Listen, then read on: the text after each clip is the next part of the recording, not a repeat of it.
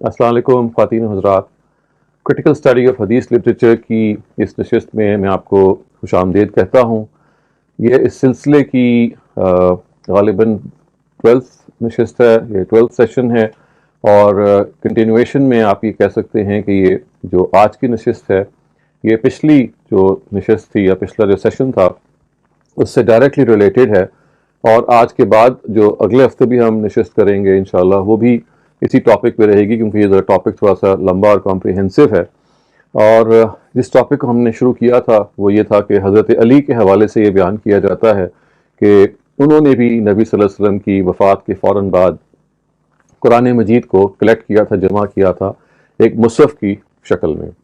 पिछली दफ़ा हमने ये किया था कि जो सुन्नी सोर्सेज हैं उनमें जो हज़रत अली के हवाले से तफसील बयान हुई है कि उन्होंने कुरान मजीद को जो जमा किया उसकी नौइयत क्या थी और उसके लिहाज से जो तनकीद उस पर बनती है वो क्या थी, उसको हमने स्टडी किया था।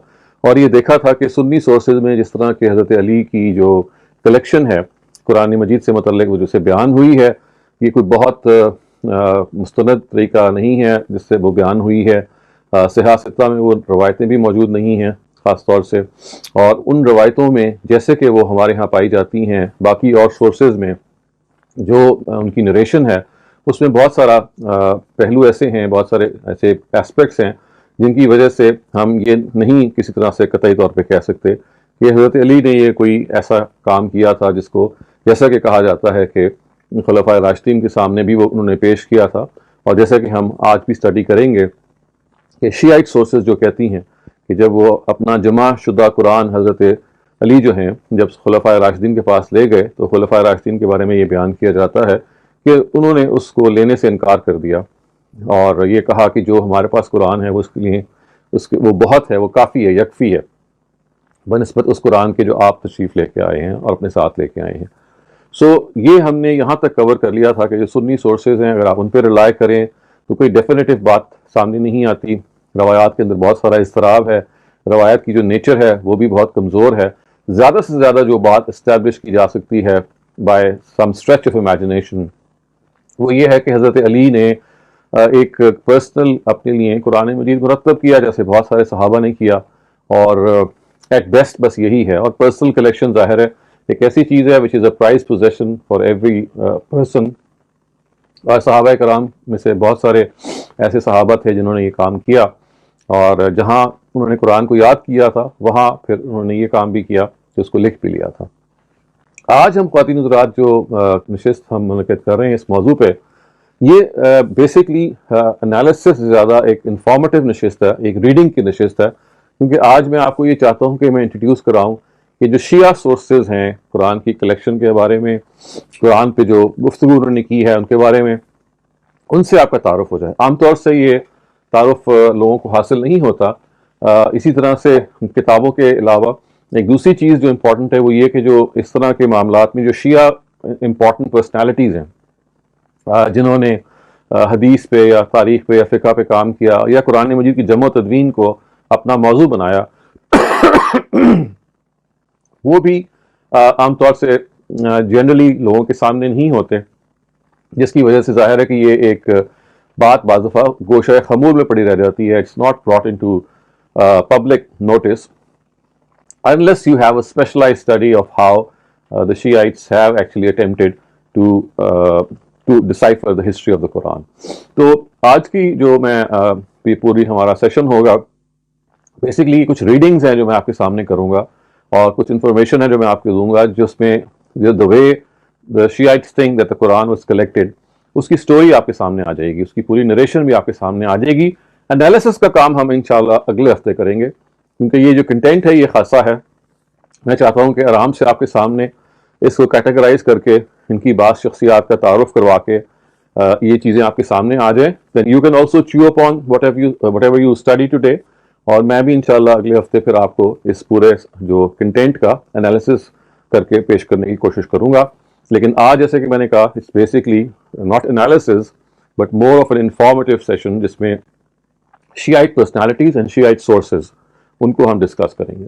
तो देखिए मैं एक चीज़ आपको शुरू में ही बता दूं ख़वातीन हज़रात कि बिल्कुल जब आप शिया सोर्सेज को स्टडी करेंगे तो आपको ये अंदाज़ा होगा कि जैसे یعنی قرآن مجید بہت کم زیر بحث آتا ہے قرآن کی ہسٹری میں سنی سورسز کے اندر. ایگزیکٹلی یہی معاملہ آپ کو شیعہ سورسز میں بھی نظر آئے گا. You will not find the Quran being discussed vis-a-vis its own history, just as has been the case with our Sunni sources. وہاں پہ بھی شیعہ سورسز میں بھی آپ یہی دیکھیں گے کہ جو کچھ قرآن کی ہسٹری بیان ہو رہی ہے اور زیادہ تر حضرت علی کے حوالے سے بیان ہو رہی ہوتی ہے، وہ ساری کی ساری تاریخ اور حدیث کی کتابوں میں بیان ہوتی ہے. اور تاریخ اور حدیث کی کتابوں میں بیان ہونے کے ناطے اس پہ بھی ظاہر ہے جرح و تنقید کا جو ہے وہ کام کیا جاتا رہا ہے.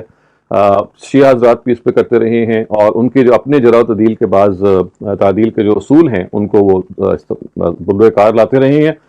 میرا اس وقت وہ موضوع نہیں ہے، کیونکہ وہ اصول جو ہیں ان کی جرح و تعدیل کے، وہ ان میں کچھ بیسک ڈفرینسز ہیں سنی اصول سے، کیونکہ ان کے ہاں ان کے جو ائمہ ہیں جن کو وہ ائمہ معصومین کہتے ہیں، جن کے بارے میں ان کی رائے یہ ہے کہ وہ معصوم الخطا ہیں، ان سے غلطی نہیں ہو سکتی، تو ان کے ہاں جو روایتیں ان کے ان اماموں سے ہیں وہ ایکسیپٹیبل قرار پاتی ہیں اور وہ حجت قرار پاتی ہیں. تو ظاہر ہے یہ ایک ایسا ڈپارچر ہے جس کو ایک ہم بنیاد بنا کے یہ دیکھ سکتے ہیں کہ یہاں اصل میں وہ جو اصول ہیں ان کی اپلیکیشن میں فرق آنا شروع ہو جاتا ہے.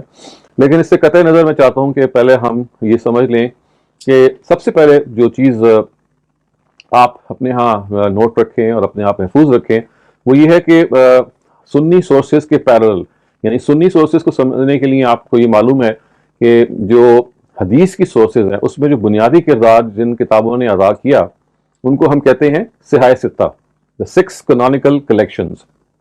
اور یہ بہت ساری اور حدیث کی کلیکشنز میں ان کی ایک خاص حیثیت بن گئی. یعنی ہمیں یہ معلوم ہے اس حیثیت کے نتیجے میں یعنی بخاری، مسلم، ترمذی، ابو داؤد، ابن ماجہ، یہ جو ساری کی ساری ہیں کلیکشنز جو 6 ہیں، they have occupied a certain significance amongst amongst Sunni I would say followers or Sunni scholars of hadith as well. اس کے بالکل آپ کہیں پیرلل اگر آپ یہ جاننا چاہیں کہ شیعہ سورسز کیا ہیں تو میں آپ سے سامنے عرض کروں گا کہ جیسے 6 canonical sources ہے نا، ان کو آپ صحاح ستہ کہتے ہیں، اس کے بالکل پیرلل شیعہ حضرات کے اندر 4 حدیث کی سورسز ہیں، یعنی 4 حدیث کی کتابیں ہیں آپ یہ کہہ سکتے ہیں which form the basis of their repertoire vis-a-vis حدیث literature. اور اسی وجہ سے ان کو کتب الاربعہ بھی کہتے ہیں. اربعہ کا مطلب ہے 4، تو 4 کتابیں. تو وہ سب سے پہلی کتاب کون سی ہے؟ وہ سب سے پہلی جو کتاب ہے وہ ابو جعفر الکلینی کی کتاب ہے، اس کو ہم کہتے ہیں کتاب الکافی. اور یہ کافی اسی ورڈ سے نکلا ہے جس ورڈ سے ہم اردو میں استعمال کرتے ہیں نا کہ کافی ایک چیز ہے، سفیشینٹ ہے. تو ابو جعفر کلینی نے بھی یہی کہا تھا کہ میں ایسی کتاب لکھ رہا ہوں جو یکفی، جو کفایت کر جائے گی اور ہر چیز میں آپ کو تفصیل دے دے گی، and you will be not dependent on any other thing. تو کتاب الکافی ہے. اس کے اندر کہا جاتا ہے تقریباً 16,200 روایتیں ہیں. اس لحاظ سے ایک والیومنس کتاب ہے کہ آپ دیکھ سکتے ہیں کہ بخاری میں مثال کے طور پہ 6,500-7 ہزار ہیں. ہاں مسند احمد سے یہ چھوٹی کتاب ہے. مسند احمد اگرچہ صحاح ستہ میں نہیں ہے، صحاح ستہ سے باہر ہے، اس کو اگر آپ دیکھیں تو اس کے بارے میں کہا جاتا ہے کہ تقریباً 28,000 اور 30,000 کے درمیان کی تعداد ہے، ڈپینڈنگ اپون آپ ان کے جو بیٹے ہیں عبداللہ بن احمد بن حنبل کی جو روایتیں ہیں ان کو کیسے کاؤنٹ کریں، یا ان کی اپنی کلیکشن میں یا الگ سے. تو اس لحاظ سے آپ کہہ سکتے ہیں ایک سائزیبل کتاب ہے، اور یہ سب سے فورموسٹ کتاب ہے، اس کو ہم کہتے ہیں کتاب الکافی. یہ خود 3 کتابوں میں تقسیم ہوئی ہوئی ہے. یعنی ایک کتاب ہے، یعنی آپ سمجھ لیں 3 اس کے 3 کیٹیگریز ہیں، 3 ایریاز ہیں. جو پہلی کیٹیگری ہے اس کو وہ کہتے ہیں اصول الکافی، اور یہ زیادہ تر ہسٹوریکل تھیولوجیکل ڈیبیٹس، ایمان کے مباحث، اخلاق کے مباحث، ان پر مبنی ہے. یہ اصول الکافی ہے. اور عام طور سے جو ہم نے دیکھی ہیں ان کی کتابیں اصول الکافی جس طرح سے ڈیوائڈ ہوئی ہوئی ہے تو یہ 34 کتابوں میں تقسیم ہوئی ہوئی ہے. تو جو پہلی 8 کتابیں ہیں خواتین حضرات وہ اصول الکافی کے نام سے ہیں، یعنی the principles. اس کے بعد from 8 to 34 ہمارے پاس فروع الکافی ہیں. تو فروع عام طور سے جو فن کی زبان میں کہا جاتا ہے اپلیکیشن آف شریعہ آپ کہہ سکتے ہیں. تو شریعت اور فقہ کے جو ڈائریکٹیوز ہیں وہ فروع میں پائے جاتے ہیں. اور روضۃ الکافی عام طور سے اس میں خطوط ہیں جو ائمہ کرام کے یا بعض اور ایکسٹراڈنری ان کی جو پرسنالٹیز ہیں ان کے وہاں پہ انہوں نے ان کو سائٹ کیا ہوا ہے. اور اس کی 1 والیوم ہے، اور عام طور سے جو 8th والیوم ہے وہ روضۃ الکافی کہلاتی ہے. روضہ آپ کو پتہ ہے عربی زبان میں کہتے ہیں باغ کو، تو یہ ایک الکافی کا باغ ہے، گویا کہ اس کے اندر ان کے جو ائمہ حضرات ہیں ان کے جو خطوط ہیں، ان کے جو ایپیسلز ہیں، ان کے جو فرامین ہیں، ان کو محفوظ کیا گیا ہے۔ اس کے بعد جو دوسری اہم ترین کتاب ہے وہ من لا یحضرہ الفقیہ، یعنی اس کو آپ کہہ سکتے ہیں کہ the person who does not have a فقیہ present with him، یعنی اس کو ضرورت نہیں ہے اگر اس کو یہ کتاب مل جائے، یعنی یہ اس شخص کے لیے ہے جس کو ہم کہہ سکتے ہیں نا کہ every means primer of law, تو یہ اس نام کا یہ مطلب ہے۔ تو یہ شیخ صدوق کی ہے۔ شیخ صدوق جو ہیں یہ بھی ایک آؤٹ اسٹینڈنگ پرسنالٹی ہیں، اور میں بھی آپ کو ان کے بارے میں بھی تفصیل بتاتا ہوں، لیکن آپ یہ دیکھ سکتے ہیں کہ یہ ان کا جو زمانہ ہے وہ 306 ہجری سے لے کے 381 ہجری تک ہے، اور اس سے پہلے جو امام کلینی ہیں ان کی ڈیٹ آف برتھ ایگزیکٹلی متعین طور پہ معلوم نہیں ہے، 250 اور 60 کے درمیان کسی وقت وہ پیدا ہوئے، اور 329 ان کا انتقال ہوا۔ اور پھر تیسری اور چوتھی جو کتاب ہے اس میں تہذیب الاحکام ہے اور الاستبصار ہے، اور یہ دونوں ہی ابو جعفر طوسی کی ہیں، یہ 4th سینچری میں رہے، اور یہ بیسکلی اگر آپ الاستبصار کو دیکھیں گے تو یہ تہذیب الاحکام کی سمری ہے، اور اس میں بعض لوگوں نے کتب الخمسہ کے طور پہ یہ کہا کہ ایک 5ویں کتاب بھی تھی مدینۃ العلم کے نام سے جو شیخ صدوق کی تھی، لیکن اس کو پھر بعد میں نکال دیا گیا، یعنی it's not there any more, اور وہ کتاب الخمسہ جو ہیں the 5 books are now actually 4 books، لیکن ابھی بھی بعض اتھارٹیز اگرچہ they are in minority وہ کہتے ہیں کہ basically there are 5 books، 1 of کلینی، 2 of Sheikh صدوق and 2 of ابو جعفر طوسی۔ شیخ طوسی جو ہیں یہ سید الطائفہ بھی کہلاتے ہیں، اور ان کی تفسیر بھی ہے، اس لحاظ سے ایک ایکسٹراڈنری پرسنالٹی ہیں۔ تو یہ آپ سمجھ لیں کہ یہ 4 جو کتابیں ہیں ان کی وہ حیثیت ہے کہ جو سنی لٹریچر میں آپ کہہ لیں سیاست کی ہے، تو اس سے آپ کو تھوڑا بہت واقف رہنا چاہیے، کیونکہ جو ہم جو ابھی لٹریچر کا مطالعہ کریں گے ان کا وہ ان کتابوں سے سورسڈ ہے، ان کے علاوہ بھی کتابوں سے ہے، لیکن پرائمریلی یہ وہ کتابیں ہیں جو اس کی بیس پہ پائی جاتی ہیں۔ خواتین حضرات، ایک اور جو بلکہ پہلی شخصیت جس کا میں آپ سے تعارف کرانا چاہتا ہوں، جو شیعہ لٹریچر میں جس کی بہت اہمیت ہے، جن کی حیثیت یہ ہے کہ وہ حضرت علی کے ساتھیوں میں شمار ہوتے ہیں، اور یہ ان کی سارے ایک بہت تفصیلی آپ تعارف پڑھ سکتے ہیں آپ جب ان کو گوگل کریں گے، لیکن بنیادی طور پہ یہ حضرت علی کے ساتھیوں میں سے ہیں، اور انہوں نے ایک کتاب لکھی، اس کا نام ہے کتاب سلیم ابن قیس، انہی کے نام سے وہ موسوم ہے، اور یہ نبی صلی اللہ علیہ وسلم کے فوراً بعد کے جو واقعات ہیں اور اس کی جو تاریخ ہے، حضرت علی کی تاریخ ہے، اس پر یہ کلام کرتی ہے۔ اس کتاب پہ بڑی بحثیں ہیں کہ ان کی ساری روایتیں ٹھیک بھی ہیں یا نہیں بھی ٹھیک ہیں، لیکن بہرحال this is one of the first earliest books آپ کہہ سکتے ہیں، یہ ابھی بھی سروائیو کرتی ہے، عربی زبان میں ہمارے پاس موجود ہے، پرشین میں تو آف کورس یہ ہے ہی، اور اس کے ساتھ ساتھ اس کا ترجمہ بھی اردو میں ہو چکا ہوا ہے۔ تو اگر آپ نے شیعہ حضرات کے نقطۂ نظر سے یہ جاننا ہو کہ ارلیسٹ ہسٹری میں کیا ہوا نبی صلی اللہ علیہ وسلم کے زمانے سے لے کے ان کی فوراً ڈیتھ کے بعد سے لے کے اور خلفائے راشدین اور بعد میں، تو آپ کو یہ کتاب سلیم ابن قیس، ان کو اکثر لوگ غلط پڑھتے ہیں، سلیم ابن قیس پڑھ دیتے ہیں، یہ سلیم ورڈ ٹھیک نہیں، عربی زبان میں سلیم ابن قیس کہلاتا ہے۔ یہ ہیں جو آپ کہہ لیجئے جن کی کتاب سے ہم کچھ روایتیں اسٹڈی کریں گے، اور یہ شیعہ کلیکشن آف دا قرآن میں ہی occupies a very very central personality. اچھا، دوسری جو امپورٹنٹ پرسنالٹی ہے یہ وہی ہے شیخ صدوق، جن کا میں نے بھی آپ کو پہلے تعارف کروایا، یعنی آپ کو یہ یاد ہوگا شیخ صدوق یہ وہ ہیں کہ جن کی جو کتاب ہے من لا یحضرہ الفقیہ، یہ وہ صاحب ہیں، اور ان کے جو استاد ہیں ایک لحاظ سے مانوی استاد وہ ابو جعفر کلینی ہیں، جن کا ہم نے سب سے پہلے ذکر کیا، ان کو ابن بابویہ بھی کہتے ہیں، اور انہی کی وہ دوسری کتاب ہے جو میں نے آپ کو بتایا نا مدینۃ العلم کے نام سے، جو اب بہرحال ہمارے ہاں اس طرح سے موجود نہیں ہے ان کتب الاربع یا خمسہ کے اندر، جیسے کہ بعض شیعہ اتھارٹیز ان کو مانتے ہیں۔ اس کے بعد خواتین حضرات جو ایک اور آپ کو اس میں تعارف ہونا چاہیے، یعنی after Ibn Babawayh the other important person is Abu Abdullah Muhammad ibn Numan. یہ ان کا اصل نام ہے شیخ المفید، اور یہ ایکسٹراڈنری ان کی حیثیت ہے، کیونکہ یہ شیخ طوسی جن کا میں نے آپ کو بھی تعارف کروایا تھا ابھی تھوڑی دیر پہلے، جن کی الاستبصار ہے اور کتاب الاحکام ہے، یہ ان کے استاد ہیں، ان کا نام شیخ المفید ہے، اور یہ کلام میں، حدیث میں، اصول میں ان کی ایکسٹراڈنری حیثیت ہے۔ کتاب الارشاد ان کی ایک بہت زبردست کتاب ہے، الامالی کے نام سے ان کی کتاب ہے جو انہوں نے ڈکٹیٹ کرائی ہے بیسکلی اپنے شاگردوں کو۔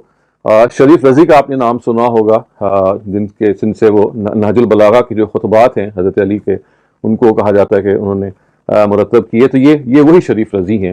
سو یہ آپ سمجھ سکتے ہیں کہ یہ these are the 3 very important Shia personalities in order to understand how Shia literature works and how the books have been authored. اس کو اگر آپ نے بالکل اور تفصیل سے دیکھنا ہوگا تو ایز اے سیڈ آپ اس کو گوگل کر سکتے ہیں، لیکن میرا مقصد یہاں پہ صرف تعارف کروانا ہے.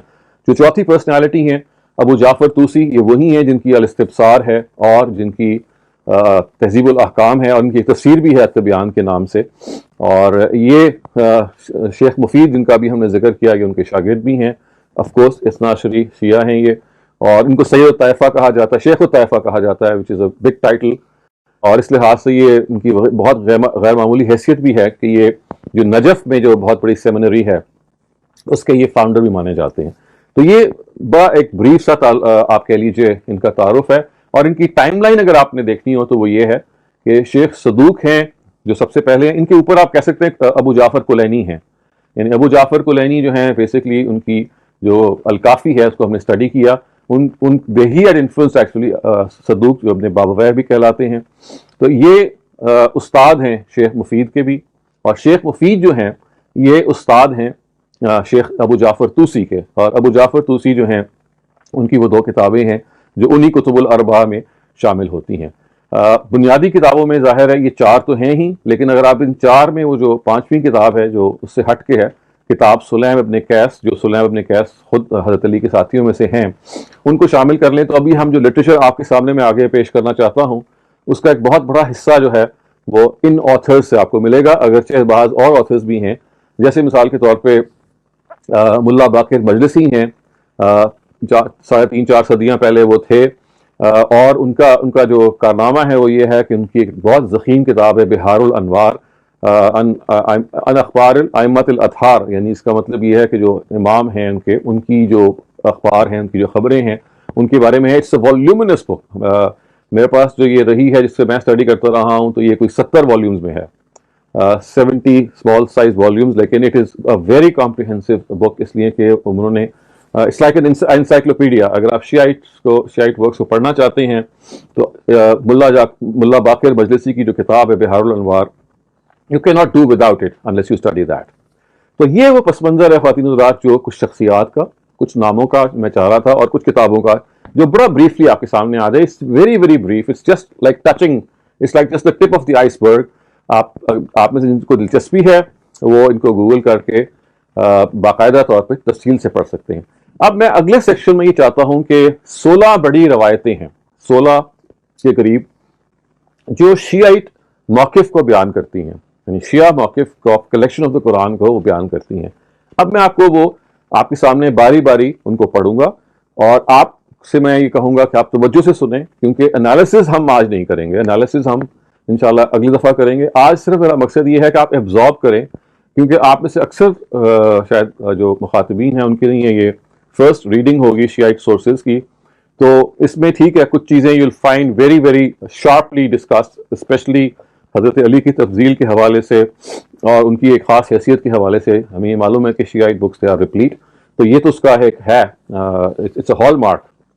بٹ اس کو الگ سے آپ نوٹ کریں. لیکن دی امپورٹنٹ تھنگ از کہ ان کا جو سوچ کا پیٹرن ہے اور the way they have recorded these narratives regarding the collection of the Quran and the earliest history of the Muslims، وہ کس طرح ہمارے سامنے آتا ہے. تو I'm going to start off by reading the first of them. I'll just skip the Arabic.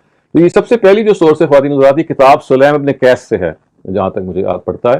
اور یہ وہی سلیم ابن قیس ہیں جن کے بارے میں نے آپ کو ابھی تعارف کروایا کہ he is supposed to be a companion of حضرت علی.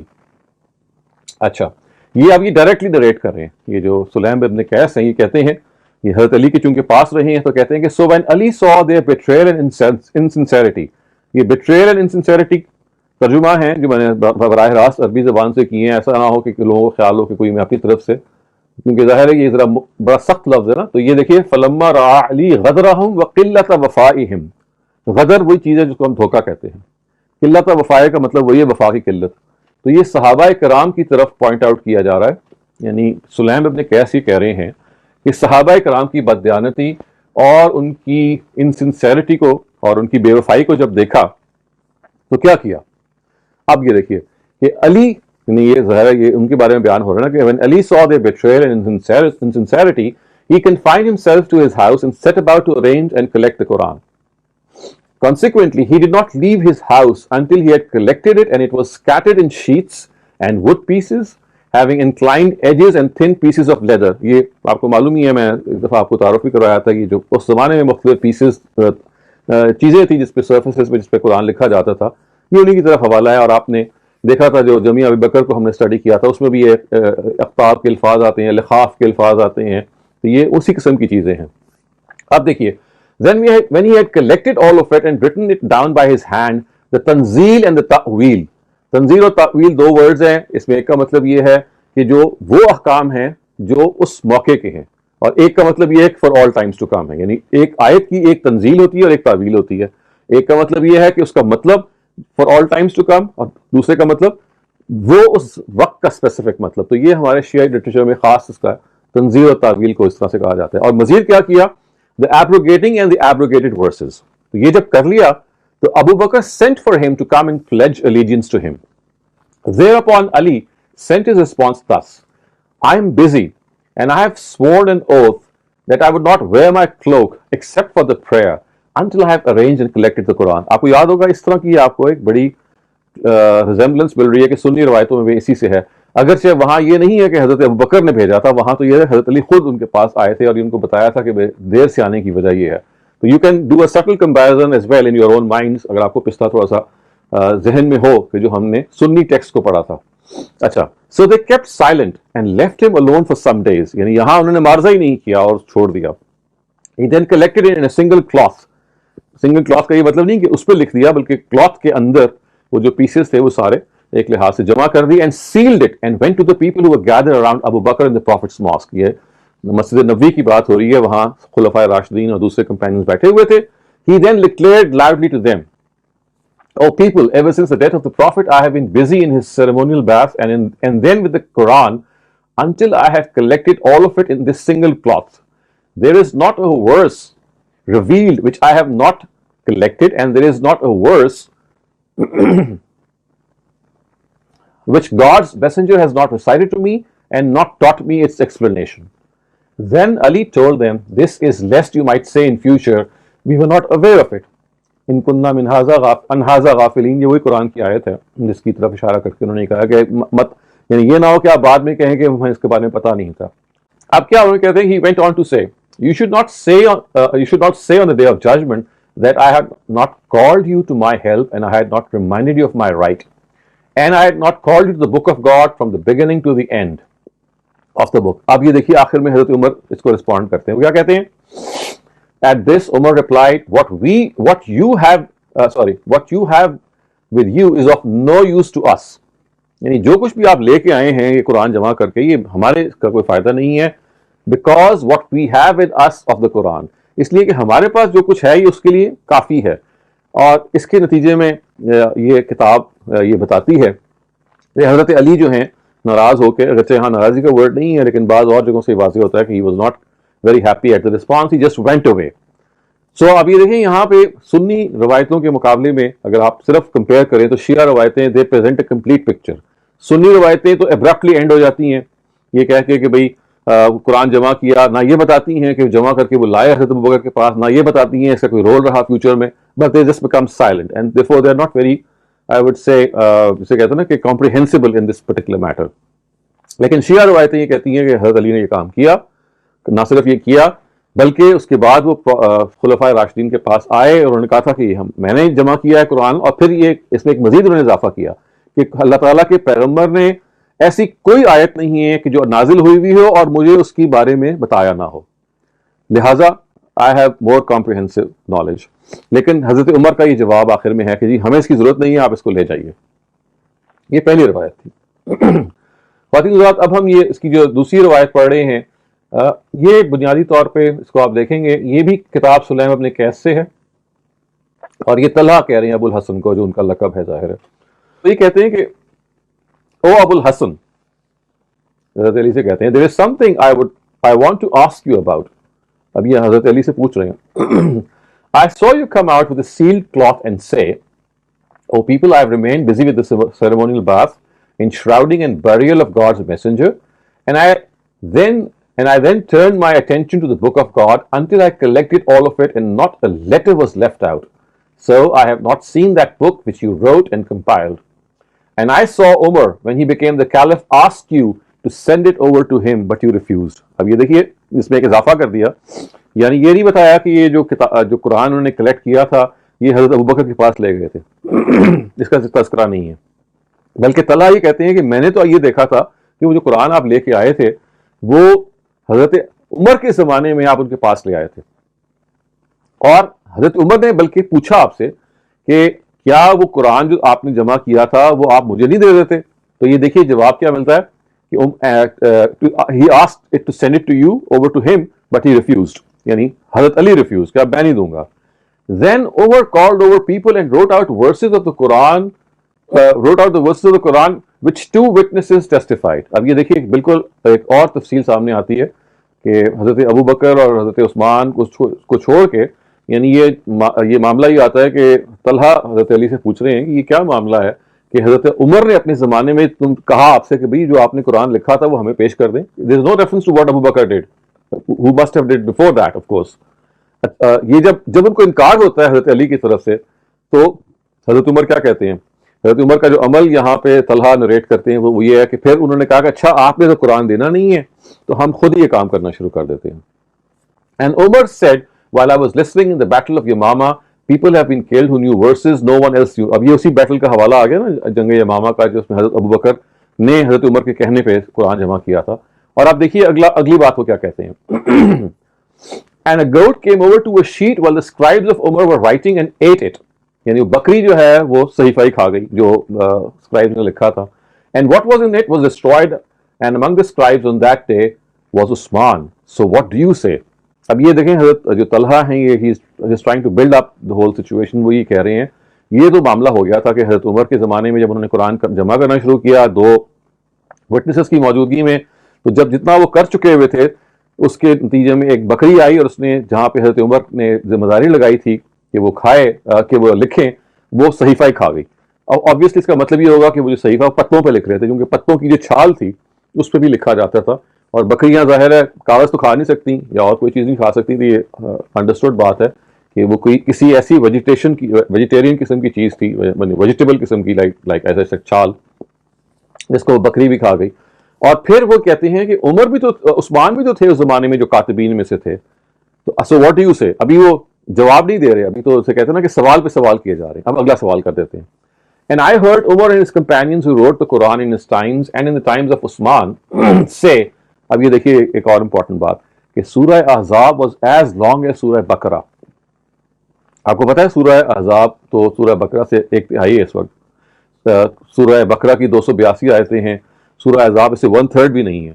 तो अब वो कहते हैं कि ये जब उस वक्त असल में सूरह अहज़ाब की वही लेंथ थी जो सूरह बकरा की है, और सूरह नूर हैड 160 वर्सेज एंड सूरह हुजरात हैड 90 वर्सेज, यानी सूरह नूर उससे अब 1/3 या 1/4 है, और सूरह हुजरात तो अब उसकी 1/5 है अगर आप करंट सूरह हुजरात निकाल के देखेंगे। तो वो कहते हैं कि नहीं, ये हजरत यानी जब ये जो बात को उन्होंने मुकम्मल किया वो ये है कि हजरत उमर ने जब अपने ज़माने में ये काम किया और बाद में ज़ाहिर है उस्मान के ज़माने तक वो कंटिन्यू रहा, तो दिस हैपन कि जो सूरतें थी उस वक्त वो इतनी थी, लेकिन हमें अब जो है वो नज़र आ रहा है कि इससे बिल्कुल फ़र्क है। तो ये ज़ाहिर इसी तरफ इशारा करना चाह रहे हैं कि ये इनकम्प्लीट था। हमारे ज़माने में सूरह अहज़ाब तो सूरह बकरा के बराबर थी, लेकिन जब ये लिखने की नौबत आई तो कहाँ से कहाँ बात पहुँच गई। आप देखिए फिर आगे कहते हैं, May God have mercy on you. What stopped you from revealing what you had concealed, what you had collected for the people? ये सारे सवाल तलहा जो हैं हज़रत अली से पूछे चले जा रहे हैं कि भाई अगर आपके ज़माने में ये सारा मामला हो गया, हज़रत उमर ने भी आपसे डिमांड कर लिया और कुरान आपको पता है असल में से कहीं ज़्यादा था और इससे कम जो है वो मैसर आया, तो फिर आपको किस चीज़ ने रोका? एंड फिर आप देखिए वो सवाल अभी उनका जारी है। वो कहते हैं, and you had witnessed that Usman had taken what the scribes had collected for Umar and he had urged people to gather on one reading and had destroyed the codex of Ubay and Ibn Masud by burning them। Codex कहते हैं कुरान के मुसहफ को, यानी उसके manuscript को, उसको एक जमा शुदा जगह पे। अब उन्होंने मजीद ये बात कही कि भाई ये भी आपने देखा कि उन्होंने वो बाकी जो मसाइफ थे उनको जला दिया, खासतौर से उबई का और इब्न मसूद का, और सबको एक कुरान पे जमा भी कर दिया। अब फिर सवाल किया कि व्हाट इज दिस, یعنی ابھی وہ سوال پہ سوال کر رہے ہیں. اب میں نے درمیان سے کچھ چیزیں اس کا اسکپ کیا ہے کیونکہ وہ irrelevant تھی کچھ چیزیں جو اس ٹاپک سے متعلق ہیں. اب حضرت علی جواب دیتے ہیں طلحہ کو, یعنی یہ سارے سوالات اکٹھے ہو گئے نا. اب کیا جواب آ رہا ہے؟ جواب بڑا سنیے غور سے. جواب یہ آ رہا ہے کہ Talha, every verse that God has revealed to God's messenger Muhammad is with me through his dictation to me and written by me, and also the explanation of every verse revealed by God to his messenger Muhammad, and every allowed and prohibited, yani halal or haram, and every directive and injunction, and anything which the ummah requires until the day of judgment is written with me in my writing to the dictation of the Prophet, even the diyat of a scratch on the skin. اب یہ ظاہر ہے کہ وہ یہ بارزہ تو یہ کر رہے ہیں حضرت طلحہ ان سے کہ بھئی آپ کے پاس مکمل قرآن ہے. یہ لوگ جو قرآن جمع کر رہے ہیں اس میں تو کئی صورتیں جو ہیں وہ آدھی یا ایک تہائی ایک چوتھائی رہ گئی ہیں. سو آپ نے یہ کیوں نہیں پریزنٹ کیا؟ اب جواب میں حضرت علی کا جو رسپانس ہم دیکھ رہے ہیں جو ظاہر ہے تھوڑا سا ہمارے ایکسپیکٹیشن سے ذرا مختلف یہاں پہ بیان ہوا ہے. وہ ابرپٹلی ختم ہو جاتا ہے یہ کہہ کے کہ بھئی ہمارے پاس جو کچھ بھی ہے وہ میرے پاس تو مکمل ہے, اور یہ حکمت کہ میں نے کیوں نہیں بیان کیا یہاں تو وہ بیان نہیں کر رہے. یہاں پہ یہ ابرپٹلی ختم ہو جاتی ہے. لیکن میں ابھی آگے آپ کو بتاتا ہوں کہ کیسے اس کا جواب انہوں نے ایک اور انداز سے دیا اور حضرت طلحہ کو پھر اس نتیجے میں چپ ہونا پڑا. سو اب یہ ہم تیسری جو اس کا ٹیکسٹ ہے وہ پڑھ رہے ہیں. یہ جو تیسرا ٹیکسٹ ہے, یہ دو ٹیکسٹ دونوں تھے, یہ سلیم ابن قیس سے تھے. یعنی یہ جو آپ ابھی ابرپٹ طریقے سے دیکھ رہے ہیں نا, یہ روایت ختم ہوئی ہے, اس سے آپ زیادہ پریشان نہ ہو. Well just get to know about it immediately now نا. اب دیکھیے پھر سلیم ابن قیس کو وہ آگے سے کنٹینیو کرتے ہیں اور وہ کہتے ہیں کہ why is it O Abul Hasan that you have not answered the question I asked you about revealing to people the Quran you had collected. اب وہ واپس اپنی جگہ پہ آ گئے اور وہ کہتے ہیں کہ بھئی میں نے سارے سوالات کر دیے, آپ نے آگے سے جواب دے دیا کہ میرے پاس سارا قرآن موجود ہے, لیکن میرے سوالوں کا آپ نے جواب نہیں دیا. اب دیکھیے وہ کیا کہتے ہیں, Talha I deliberately desisted from replying to you. میں نے جان بوجھ کے انکار کیا. So tell me what Umar and Usman wrote. Is it the whole of the Quran or is there anything in it which is not the Quran? Talha کا کہتے ہیں in fact the whole of the Quran. علی کہتے ہیں اچھا, if you adhere to what is written in it, you will be saved from the fire of hell and enter paradise because in it are our arguments and a mention of our rights. یعنی وہ یہ کہتے ہیں کہ دیکھیے جو ہم ہیں, جو حضرت یعنی نبی صلی اللہ علیہ وسلم کی خانوادہ ہیں, ہمارے جو حقوق ہیں اس میں لکھے ہوئے ہیں. اور حضرت عمر نے اور حضرت عثمان نے جو قرآن لکھا jointly one after the other, کیا اس میں کوئی ایسی بات ہے جو اس سے کوئی مختلف ہوگی جیسے کہ آپ یہاں دیکھ رہے ہیں؟ وہ کہتے ہیں کہ نہیں, اٹ کنٹینز ایوری تھنگ. تو جب وہ کہتے ہیں کہ it contains every thing and if you adhere to that will you be safe from the fire of hell, وہ کہتے ہیں یس. تو پھر کہتے ہیں کہ اب آگے پھر ہماری اس کی کیا ضرورت ہے کہ ہم پھر اپنی ان چیزوں کو جتلائیں, اور اس کو اس طرح سے بیان کرتے ہیں کہ it would suffice for me if this is what the Quran contains, quite sufficient. یعنی اگر یہ اتنی بات ہے تو یہ میرے لیے بہت کافی ہے. He further said, please tell me of the Quran that is with you and its interpretation and of knowledge of what is forbidden and what is allowed. Whom will you give it to and in whose custody will this Quran be after you? یعنی ان کی بات کو ایک طریقے سے جواب دے کے حضرت طلحہ کی بات کو کہ بھئی اس کے اندر سب کچھ وہ موجود ہے جو آپ کو جہنم سے بچا سکتا ہے, حتیٰ کہ ہماری جو اس میں حقوق ہیں یعنی شیعہ حضرات کے حضرت علی کے حوالے سے جو وہ حقوق سمجھتے ہیں وہ بھی موجود ہیں.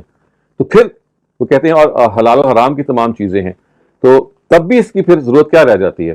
تو اب وہ کہتے ہیں اس کے جواب میں کہ اچھا اگر یہ بات ہے تو پھر وہ قرآن تو آپ کے پاس ہے نا اصل والا, تو وہ جائے گا کہاں پہ؟ اب وہ اس کا جواب دے رہے ہیں. وہ کہتے ہیں اب یہ میری فیملی میں رہے گا. I will give it to the person God's messenger had directed me. Talha کو وہ کہتے ہیں. And who is he? Ali replied, my successor. یعنی میرے بعد کون ہوگا, حسن یا حسین یا ظاہر ہے وہ ایک پوری جو پھر لینیج ہے جس کو وہ ڈسکرائب کرتے ہیں. وہ کہتے ہیں کہ نہیں ابھی ہماری فیملی میں رہے گا اور میں ایک کے بعد ایک اصل قرآن ان کو ٹرانسفر کروں گا. اور my successor and the person who is the foremost among people after me, the son of mine. اب وہ اپنے بیٹے کا نام لیتے ہیں الحسن, حضرت حسن کی طرف وہ کہتے ہیں. اور پھر وہ کہتے ہیں کہ at his death he will give it to his son of mine, جو حسین, وہ بھی موجود تھے, وہ کہ حضرت حسن کے بعد یہ حضرت حسین کے پاس جائے گا. And then it will keep passing among their descendants until the last of them meets God's messenger at his fountain. وہ حوض کوثر کی بات ہے کہ یہ یعنی انہی جو 12 اماموں کے اندر وہ اصل قرآن جو رہے گا. اور اگر اصل قرآن کو میں نے افشا نہیں کیا تو اس کی بڑی وجہ یہ ہے کہ جتنا کچھ قرآن بھی موجود تھا وہ باہر اتنا کافی تھا کہ ہمارے جو رائٹس ہیں وہ اس کے اندر بیان ہو گئے ہوئے تھے, اور وہ اتنا قرآن کافی تھا لوگوں کو جہنم سے بچانے کے لیے. چنانچہ میں نے اگر پورا قرآن نہیں دیا، اگرچہ یہاں کی پھر انہوں نے تفصیل اس طرح سے بیان نہیں کی، کیونکہ ساری روایتیں جب آپ جمع کرتے ہیں تو یہ محسوس ہوتا ہے کہ حضرت علی کو اس پہ ناراضی تھی کہ حضرت ابو بکر کے زمانے میں جب وہ قرآن لے گئے تو خلفائے راشدین نے کیوں اس کو ایکسیپٹ نہیں کیا. تو اب یہ اس کے جواب میں وہ کہتے ہیں کہ نہیں، ہماری فیملی میں رہے گا، حضرت حسن کے پاس آئے گا، پھر حضرت حسین کے پاس آئے گا، and then so on and so forth, یہاں تک کہ حوض کوثر میں ظاہر ہے جو قیامت کے دن ہونا ہے کہ یہ سب کے سب وہاں آ جائیں گے. اس موقع پہ میرے ڈسینڈنٹس ہیں اس قرآن کو نبی صلی اللہ علیہ وسلم کے پاس پیش کریں گے، گویا یہ استغاثہ کرتے ہوئے یا یہ بتاتے ہوئے کہ دیکھیے یہ وہ قرآن تھا جو ہم نے پیش کیا لیکن ان لوگوں نے ایکسیپٹ نہیں کیا، ابھی ہم آپ کی سپورٹ کر رہے ہیں. And they will not leave it and it will not leave them. اس موقع پہ ٹھیک ہے ہم اس امت کو دے دیں گے ایک لحاظ سے اتمام حجت کرتے ہوئے، اور یہ اب ان کے پاس آ جائے گا. تو یہ ایک نریشن ہے خواتین حضرات جس کو آپ نے ذہن میں رکھنا ہے، کیونکہ یہی وہ آپ کہہ لیجیے ہماری ہسٹری ہے جو شیعائٹ ہسٹری جس طرح سے ٹرانسفر ہوئی ہے، جس سے پھر وہ سارا نریٹو وجود میں آیا ہے. اب ہم تیسری سورس کی طرف جا رہے ہیں. شروع کی کچھ سورسز لمبی ہیں، آگے پھر بہت مختصر آ رہی ہیں، اس لیے اگر آپ تھوڑا سا گھبراہٹ کا شکار بھی ہو رہے ہیں تو just bear with me. These are initial sources are slightly longer. اب خواتین حضرات جو تیسری سورس ہے which I am now going to present, we have studied 2 of them. Remember there are 16 in total, but as I said the other ones are not as long as the ones that we have just studied. اور یہ جو تیسری source ہے تو یہ الاحتجاج ایک کتاب ہے طبرسی کی. یہ بھی ایک اسکالر تھے 6th یا 5th سینچری میں، اور یہ انہوں نے کتاب لکھی. احتجاج کا مطلب ہے آرگیومنٹس، اور یہ ابو ذر سے یہ روایت کرتے ہیں، اور یہ بھی اسی طرح کی ہسٹری بیان کرتے ہیں. یہ کہتے ہیں کہ it is reported in narrative of Abu Dharr al Ghifari that when the prophet died, Ali collected the Quran and came over to the Muhajirun and the Ansar. یہ امپورٹنٹ ہے، روایت کو ذرا ذہن میں رکھیے گا. And presented to them the way the prophet had directed him. یعنی اللہ تعالیٰ کے پیغمبر نے خود ان سے کہا تھا حضرت علی سے کہ میری وفات کے بعد آپ نے جو قرآن خود جمع کرنا ہے اور جمع کر کے حضرت یعنی ان سارے خلفائے راشدین کے پاس لے کے آنا ہے. اب دیکھیے کیا ہے. سو وین وہ کہتے ہیں میں لے آیا، اور اب ایک مزید تفصیل ہے کہ یہاں تو پہلی روایت میں تو یہ حضرت عمر نے ہی کہا تھا نا کہ انہوں نے واپس کر دیا تھا. نہیں، یہ روایت ہی کہتی ہے کہ واپس بعد میں کیا تھا، پہلے حضرت ابوبکر نے قرآن کو کھول لیا جو وہ لے کے آئے تھے. جب انہوں نے کھولا on the very first page he saw a mention of the misdeeds of the people. فضائح القوم. القوم کا جو ورڈ ہے نا یہ شیعہ لٹریچر میں خاص مفہوم میں آتا ہے، اور اس سے مراد اصل میں ان کا ہوتا ہے عام طور سے ان کو جس کو وہ العامہ کہتے ہیں نا، یعنی جو آپ کہہ لیں جو ان کی اپوزنگ فیکشن ہے اس کو وہ القوم کہتے ہیں، یعنی ان کے جو دشمن ہیں، گویا کہ یہی خلفائے راشدین ان سے مراد ہوتے ہیں. سو جیسے ہی انہوں نے وہ پیج کھولا تو وہ کہتے ہیں کہ پہلے ہی پیج پہ صحابہ کرام کی جو برائیاں تھیں قرآن مجید میں وہ لکھی ہوئی تھیں. اس کے جواب میں کہ Umar left and said O Ali take it away we do not need it. مطلب ظاہر اب یہ وہ سینٹینس ہے جو آپ نے سلیم ابن قیس سے پہلے پڑھا تھا کہ حضرت علی نے فوراً انکار نہیں کیا.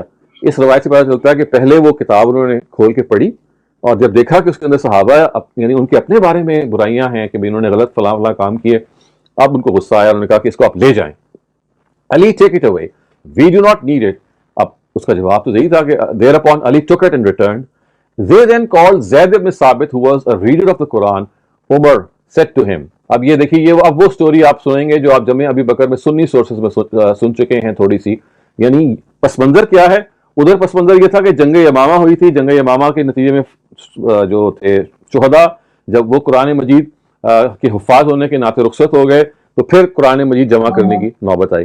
یہاں اس سے بالکل برعکس یہ ہے کہ حضرت علی قرآن جمع کر کے لے آئے، لا کے انہوں نے کہا کہ پڑھو دیکھو. حضرت ابوبکر نے کھول کے دیکھا تو ان کی اپنی کے بارے میں خلاف باتیں لکھی ہوئی تھیں. اب حضرت عمر نے کہا کہ اس کو آپ لے جائیں.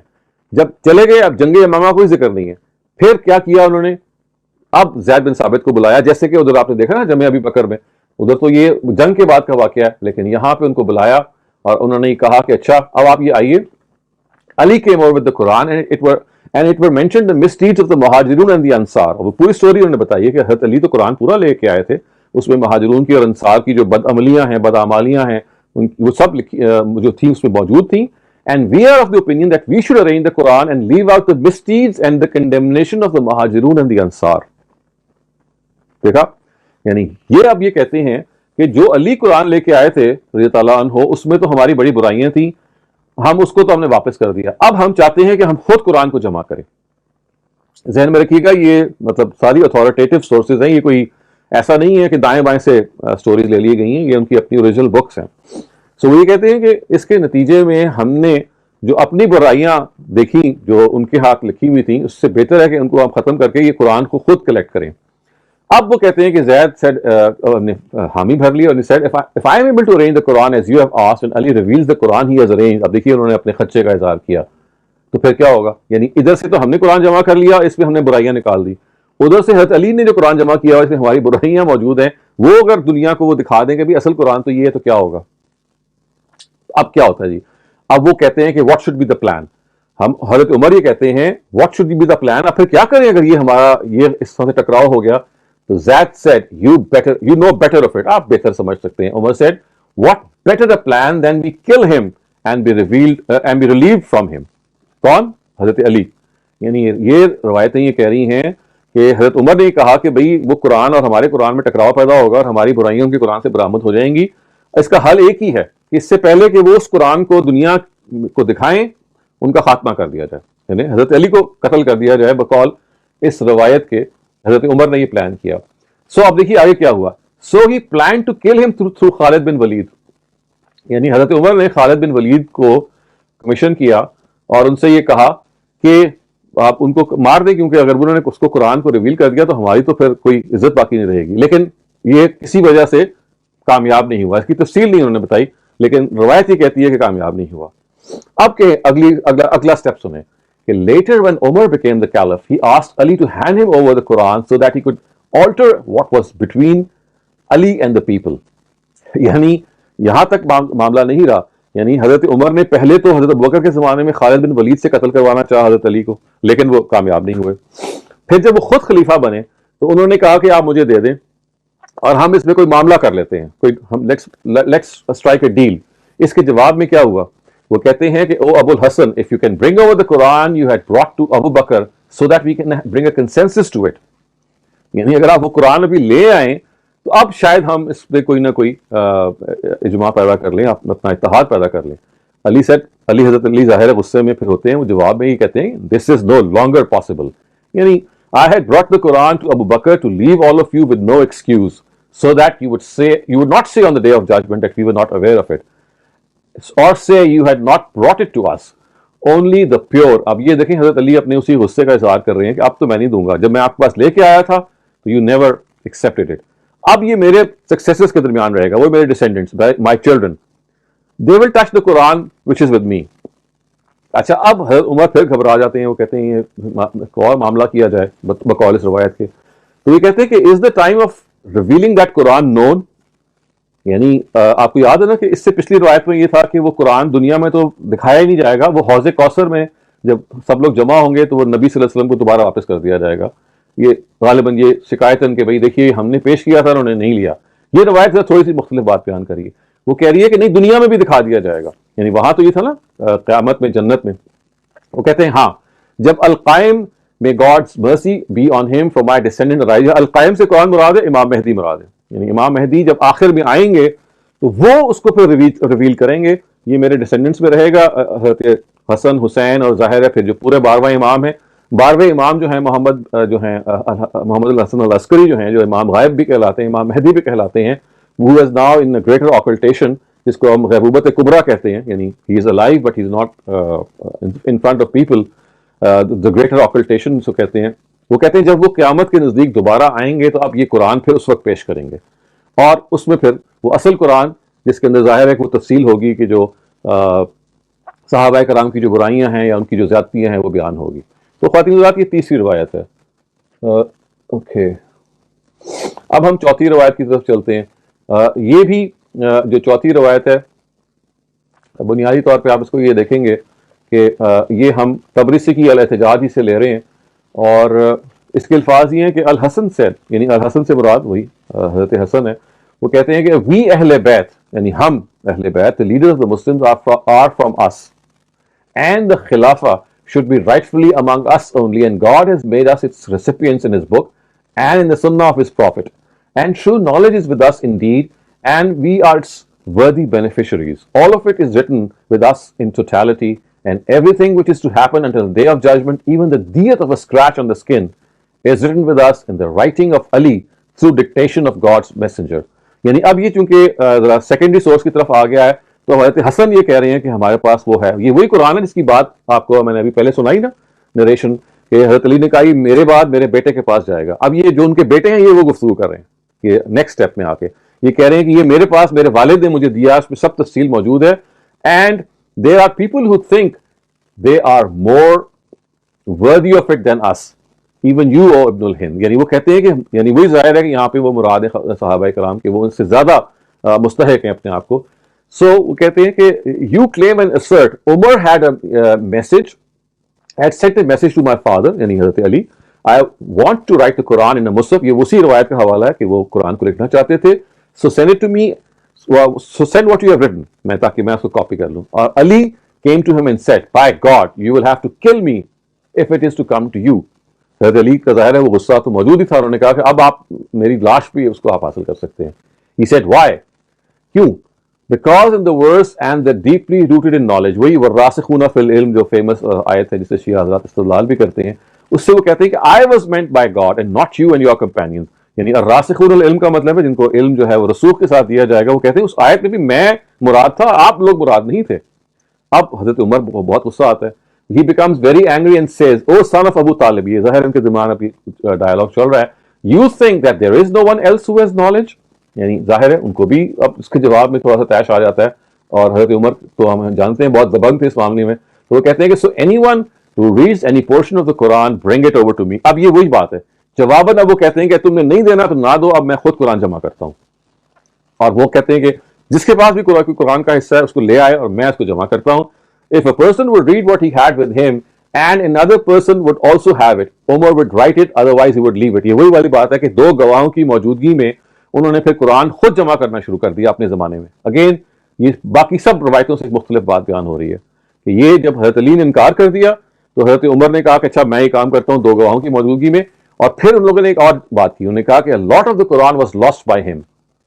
They have told a lie. By God, it is safely lodged with its worthy recipients. ये अभी हज़रत अली का हवाला देते हुए हज़रत हसन ये कह रहे हैं कि वो जो हज़रत उमर ने कुरान लिखा था वो तो सारा कुरान था नहीं, वो बहुत सारा कुछ जाया हो गया था. ये कहना तो झूठ है, उनके पास जो होगा वो सो होगा, लेकिन हमारे पास जो वर्दी रिसिपिएंट से इशारा अपनी तरफ है, अपने आप को उन्होंने कहा हम जो हैं हज़रत अली के खानदान, वी आर द वर्दी रिसिपिएंट्स, हमारे पास तो ये पूरा मौजूद है. ये इसलिए ये कहना कि it was lost is an absolute lie, we have it completely. तो ये आपने देखा ख्वातीन हज़रात कि ये चौथी रवायत थी. ये हम अगली जो रवायत है पांचवी रवायत पढ़ रहे हैं. ये जो है अली इब्न इब्राहिम अल-कुम्मी की तफसीर से है, one of the earliest तफासीर्स which are very famous amongst शियाइट literature. उसमें से ये इक्तबास है कि ओ Abu Abdullah, Indeed God's messenger said to Ali, sorry Abu Abdullah, ये अबू अब्दुल्ला जो हैं ये उनके इमाम जो हैं जो शिया इमाम है, उनकी तरफ इसका उनका आप कह लीजिए रेफरेंस है. So he says that indeed, अब फिर थर्ड स्टेज पे आ गया. आप देखिए ना कि पहले हज़रत अली से हमें रवायतें थी, फिर उनके बेटे हसन से हमने एक रवायतें कुछ ली. अब ये देखिए कि अबू अब्दुल्ला जो हैं, इमाम जाफर सादिक जिनको आप कहते हैं, ये उनके अब उनसे कुछ रवायतें हैं. वो यह कहते हैं कि indeed God's messenger said to Ali, O Ali, the Quran is behind my bedsheet in the mushaf and in pages of silk and in paper. अब ये थोड़ा सा वो वापस लेके जा रहे हैं. So get hold of it and collect it, and do not lose it the way the Jews lost the Torah. At this, Ali went and gathered it in a yellow cloth and then sealed it in his house and said, I will not wear my cloak until I have collected it.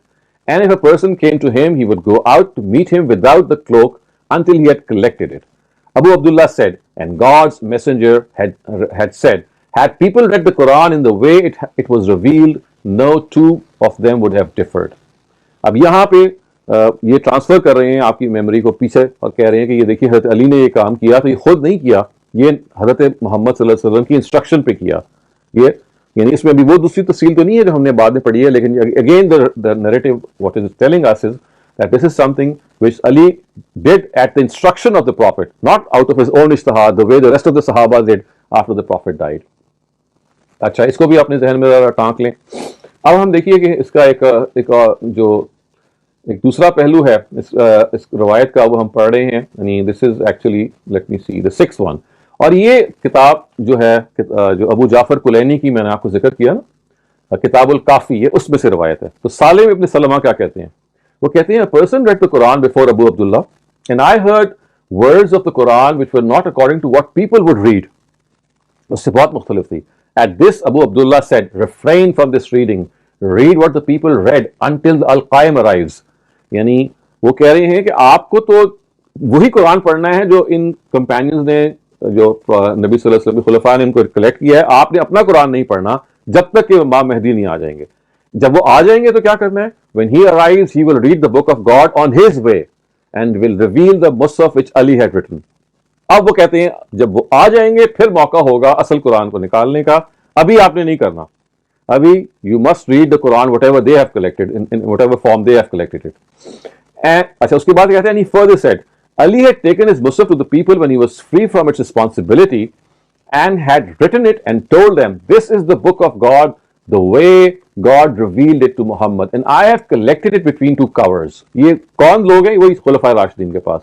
وہ کہتے ہیں میں نے تو نبی صلی اللہ علیہ وسلم کے کہنے پہ قرآن جمع کر دیا تھا، اب میں گیا ہوں خلفائے راشدین کی طرف اور صحابہ کی طرف.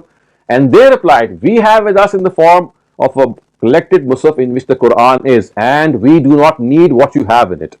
یہ انہوں نے صاف انکار کر دیا حضرت علی کو. انہوں نے کہا ہم نے تو اپنا قرآن ہمارے پاس ہے، حالانکہ ہماری جو ہسٹری ہے جمع ابی بکر کی وہ تو یہ بتاتی ہے کہ ابھی تو قرآن جمع ہی نہیں ہوا تھا. اگر آپ اس ہسٹری پہ رائے کریں، یہ ایک الگ مسئلہ ہے، ہم تجزیہ کریں گے انشاءاللہ آئندہ نشست میں. ابھی آپ صرف اس تفصیل کو اپنے ذہن میں رکھیے. یعنی گویا کہ یہ کہہ رہے ہیں کہ ہمارے پاس تو پہلے سے ہی مصحف موجود ہے، اور حضرت علی جب آئے ہیں تو انہوں نے کہا کہ آپ تم اپنا مصحف اپنے پاس رکھو، ہمارے پاس اپنا ہے. اور دیکھیے حضرت علی کو غصہ آ جاتا ہے. وہ کیا کہتے ہیں؟ By God you will never see it after today. It was my responsibility to inform you about it once I had collected it so that you can read it.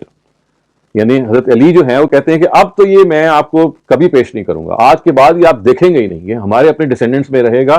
آپ نے اس کے بارے میں انکار کر دیا اور اپنی کتاب پہ رلائے کیا تو بس ٹھیک ہے. You will not see this mushaf again وہی بات ہے کہ until the Al-Qaim arrives، جب تک امام مہدی آخر میں آ کے اس کو ریویل نہیں کریں گے. یہ ساتویں بہت مختصر ہے، یہ علی ابن ابی رواح سے ہے. یہ محمد بن شہر آشوب، یہ ان کے بہت فیمس اسکالر ہیں، انہوں نے کتاب لکھی ہے حضرت علی کے ایٹریبیوٹس پہ جس کو کہتے ہیں مناقب ابن ابی طالب.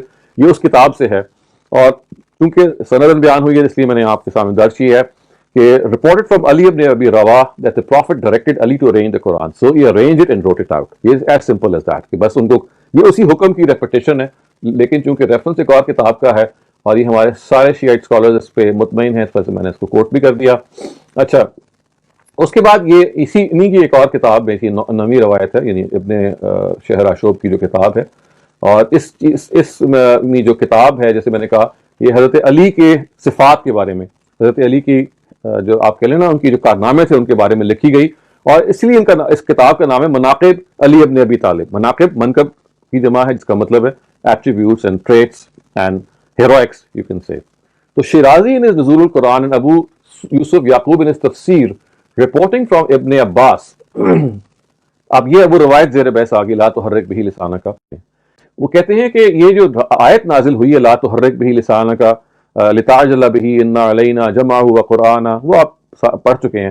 اس کا مطلب کیا ہے؟ وہ کہتے ہیں کہ مطلب اس کا یہ ہے کہ he was told، یعنی the prophet was told not to move his tongue so swiftly to acquire it before it was being read out to him. وہی کہ تیز تیز زبان نہ چلاؤ. اب کیا ہے؟ as per the verse ان علینا جمعہ وقرآنہ God has guaranteed that the prophet he's guaranteed the prophet، یعنی نبی صلی اللہ علیہ وسلم کو یہ گارنٹی دی ہے کہ علی ابن طالب will collect it after him. یعنی یہ نہیں کہا کہ نبی صلی اللہ علیہ وسلم جمع کریں گے یا نبی صلی اللہ علیہ وسلم کو حضرت جبریل سنائیں گے، بلکہ انا علینا جمعہ کا کیا مطلب ہے؟ اللہ تعالیٰ کہہ رہے ہیں کہ میں اس کو جمع کروں گا اور میں حضرت علی کی ڈیوٹی لگاؤں گا. گویا کہ تکوینی طور پہ حضرت اللہ تعالیٰ ہی کہتے ہیں I will actually do this through God، through علی ابی طالب، جیسے کہ یہ روایت کہتی ہے. اب کیا ہوا؟ So God collected the Quran in the heart of Ali and Ali compiled it in 6 months after the prophet's death. یہ آپ کو وہی بات ہے نا میں نے آپ کو پہلے بھی بتائی تھی کہ بعض روایتیں یہ بتاتی ہیں کہ 3-4 دن میں انہوں نے کام کر لیا تھا، اور بعض روایتیں بتاتی ہیں کہ 5-6 مہینے لگ گئے تھے. تو یہ مناقب میں ایگزیکٹلی یہ روایت آئی ہے. لیکن یہ انا علینا جمعہ کو کوٹ بھی کرتی ہے، اور یہ کہتی ہے کہ یہاں مراد پروفٹ نہیں ہے بلکہ حضرت علی جو ہیں، یعنی حضرت علی جو ہیں وہ اللہ تعالیٰ حضرت علی کے سینے میں قرآن کو جمع کر دیں گے. یعنی انا علینا جمعہ سے نبی صلی اللہ علیہ وسلم مراد نہیں ہے، یا یہ مراد نہیں ہے جیسے کہ سنی حضرات بعض اور روایتوں میں لیتے ہیں کہ ان کے سینے میں ان کو یاد کرا دیا جائے گا، بلکہ حضرت علی یہاں پہ مراد ہے. اچھا خواتین حضرات، اب ہم اپنی جو ہمارا جو نیکسٹ روایت ہے جو کہ 10ویں روایت ہے، یہ پھر ابو جعفر کلینی سے ہے. تو یہ دیکھیے جعفر said that he heard Jabir said he heard ابو جعفر جو امام باقر ہیں یہ ان کا لقب ہے. تو یہ کہتے ہیں کہ only a liar can say that he has collected the whole of the Quran in the way it was revealed. صرف کوئی جھوٹا ہی کہہ سکتا ہے. No one collected or memorized it in the way it was revealed except Ali ibn Abi Talib and the imams after him. یعنی اسی سے وہ مشہور بحث پیدا ہوئی ہے خواتین حضرات، جس کو میں نے پہلے بھی ریفر کیا تھا، کہ کہا جاتا ہے کہ حضرت علی کا جو قرآن ہے وہ ترتیب نزولی کے ساتھ تھا. The way it was revealed. وہ کہتے ہیں کہ یہ جیسا کہ وہ قرآن نازل ہوا تھا اپنی ترتیب نزولی کے ساتھ، اس کو سوائے حضرت علی نے اور ان کے جو ائمہ ہیں اور کسی نے محفوظ نہیں رکھا اس ترتیب نزولی کے ساتھ. یہ ان کے پاس موجود ہے، اگر کوئی اس کے علاوہ کہتا ہے تو وہ جھوٹ بولتا ہے. تو یہ 10ویں روایت تھی. 11ویں روایت خواتین حضرات جو ہے سلسلے میں، یہ بھی ابو جعفر الکلینی ہی رپورٹ کرتے ہیں اور اس سے بہت ملتی جلتی ہے. وہ کہتی ہے کہ no one should have the audacity to claim that he has the whole of the Quran with him, its esoteric and exoteric form, except the successors. یعنی یہ خود ایک بحث ہے کہ یہ جو ظاہر ہو و باطن ہو عربی کے الفاظ ہے نا، ایزوٹیرک اینڈ ایکسوٹیرک، یہ کیا مراد ہے؟ یعنی ایک کا مطلب ہے باطنی مطلب ہے، ایک کا ظاہری مطلب ہے. یہ ایک الگ بحث ہے کہ مراد کیا ہے. تاہم کہنے کی جو یہاں پہ بات ہے وہ یہ ہے کہ یہ کوئی نہ کہے، یہ کوئی نہ دعویٰ کرے کہ اس کے پاس سارے کا سارا قرآن ہے، کسی کی یہ جرت نہ ہو سوائے جو سکسیسرز ہیں. اوسیا عربی زبان میں وہی وسیع کی جمع ہے، یعنی وسیع کون ہے؟ یہ وہی امام ہے. سوائے ان ائمہ کے اور کسی کے پاس پورے کا پورا قرآن موجود نہیں ہے. اس کا جو ایزوٹیرک فارم ہے، اس کا جو ایکزوٹیرک فارم ہے. اب خواتین حضرات کی ہم روایت نمبر 12 پہ جا رہے ہیں. بہت ہم قریب آ گئے ہیں خاتمے کے.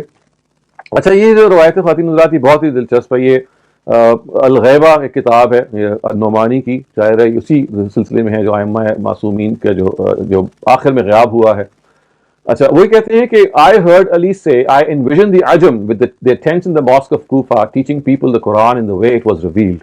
I asked, O commander of the faithful, یہ حضرت علی کو کہہ رہے ہیں, is it not in the form it was revealed? Thereupon he کون ہے؟ حضرت علی. He replied, no. اب یہ دیکھیے کیٹیگوریکلی ایک نئی بات ہے. وہ کہتے ہیں the names of the 70 people of the Quraysh and their forefathers have been deleted from it. And only the name of Abu Lahab was left in order to hurt the Prophet, hurt God's messenger, because he was his uncle. اب وہ یہ کہہ رہے ہیں کہ یہ کیا یہ وہی قرآن نہیں ہے؟ کہتے نہیں، اس میں 70 اور لوگوں کے نام تھے لوگوں نے، اور ان 70 نام جو قریش کے تھے اور ان کے آباء و اجداد کے تھے وہ ہم نے ڈیلیٹ، یعنی وہ ڈیلیٹ کر دیے گئے. یہ تو نہیں بتایا کس نے کیے، کہ they have been deleted. صرف ایک نام، اور یہ بات بالکل ٹھیک ہے کہ ایک واحد نام جو نبی صلی اللہ علیہ وسلم کا ہے، قریش کے خاندان کا پورے قرآن میں اس کا ذکر ہے، وہ وہی ہے، ابو لہب ہے، اور ان کے نام پہ سورہ موجود ہے، سورہ ابی لہب جس کو ہم کہتے ہیں. تو کہتے ہیں یہ باقی سارے اور بھی لوگوں کے نام تھے قرآن مجید کے اندر، وہ نکال دیے گئے ہیں، لیکن ایک نام جو رہ دیا گیا ہے، اس میں رہنے دیا گیا ہے، وہ حضرت ابو لہب کا ہے. حضرت ان کو نے ظاہر ہے انہی کے پہلو سے کہا گیا ہے. ابو لہب کا نام بھی اس لیے رہنے دیا گیا ہے تاکہ اس سے نبی صلی اللہ علیہ وسلم کو اذیت ہو. آبویسلی یہ ایک اور پھر کوشچن پیدا کرتی ہے کہ یہ اذیت پہنچانا اور اس کے بارے میں پلان کرنا، یعنی آخر پھر یہ بات یعنی where does that reach exactly. 13ویں جو روایت ہے یہ وہی الطبرسی سے ہے، الاحتجاج کتاب کا نام ہے. علی sent them a message. اب یہ وہی صحابہ کرام کی طرف. There is no way I can come out the house because I'm busy in the collection of the Quran which you have thrown away and your worldly desires had made you disregard it. And I have sworn that I will not come out of my house until I wear my cloak on my shoulders and until I have collected the Quran.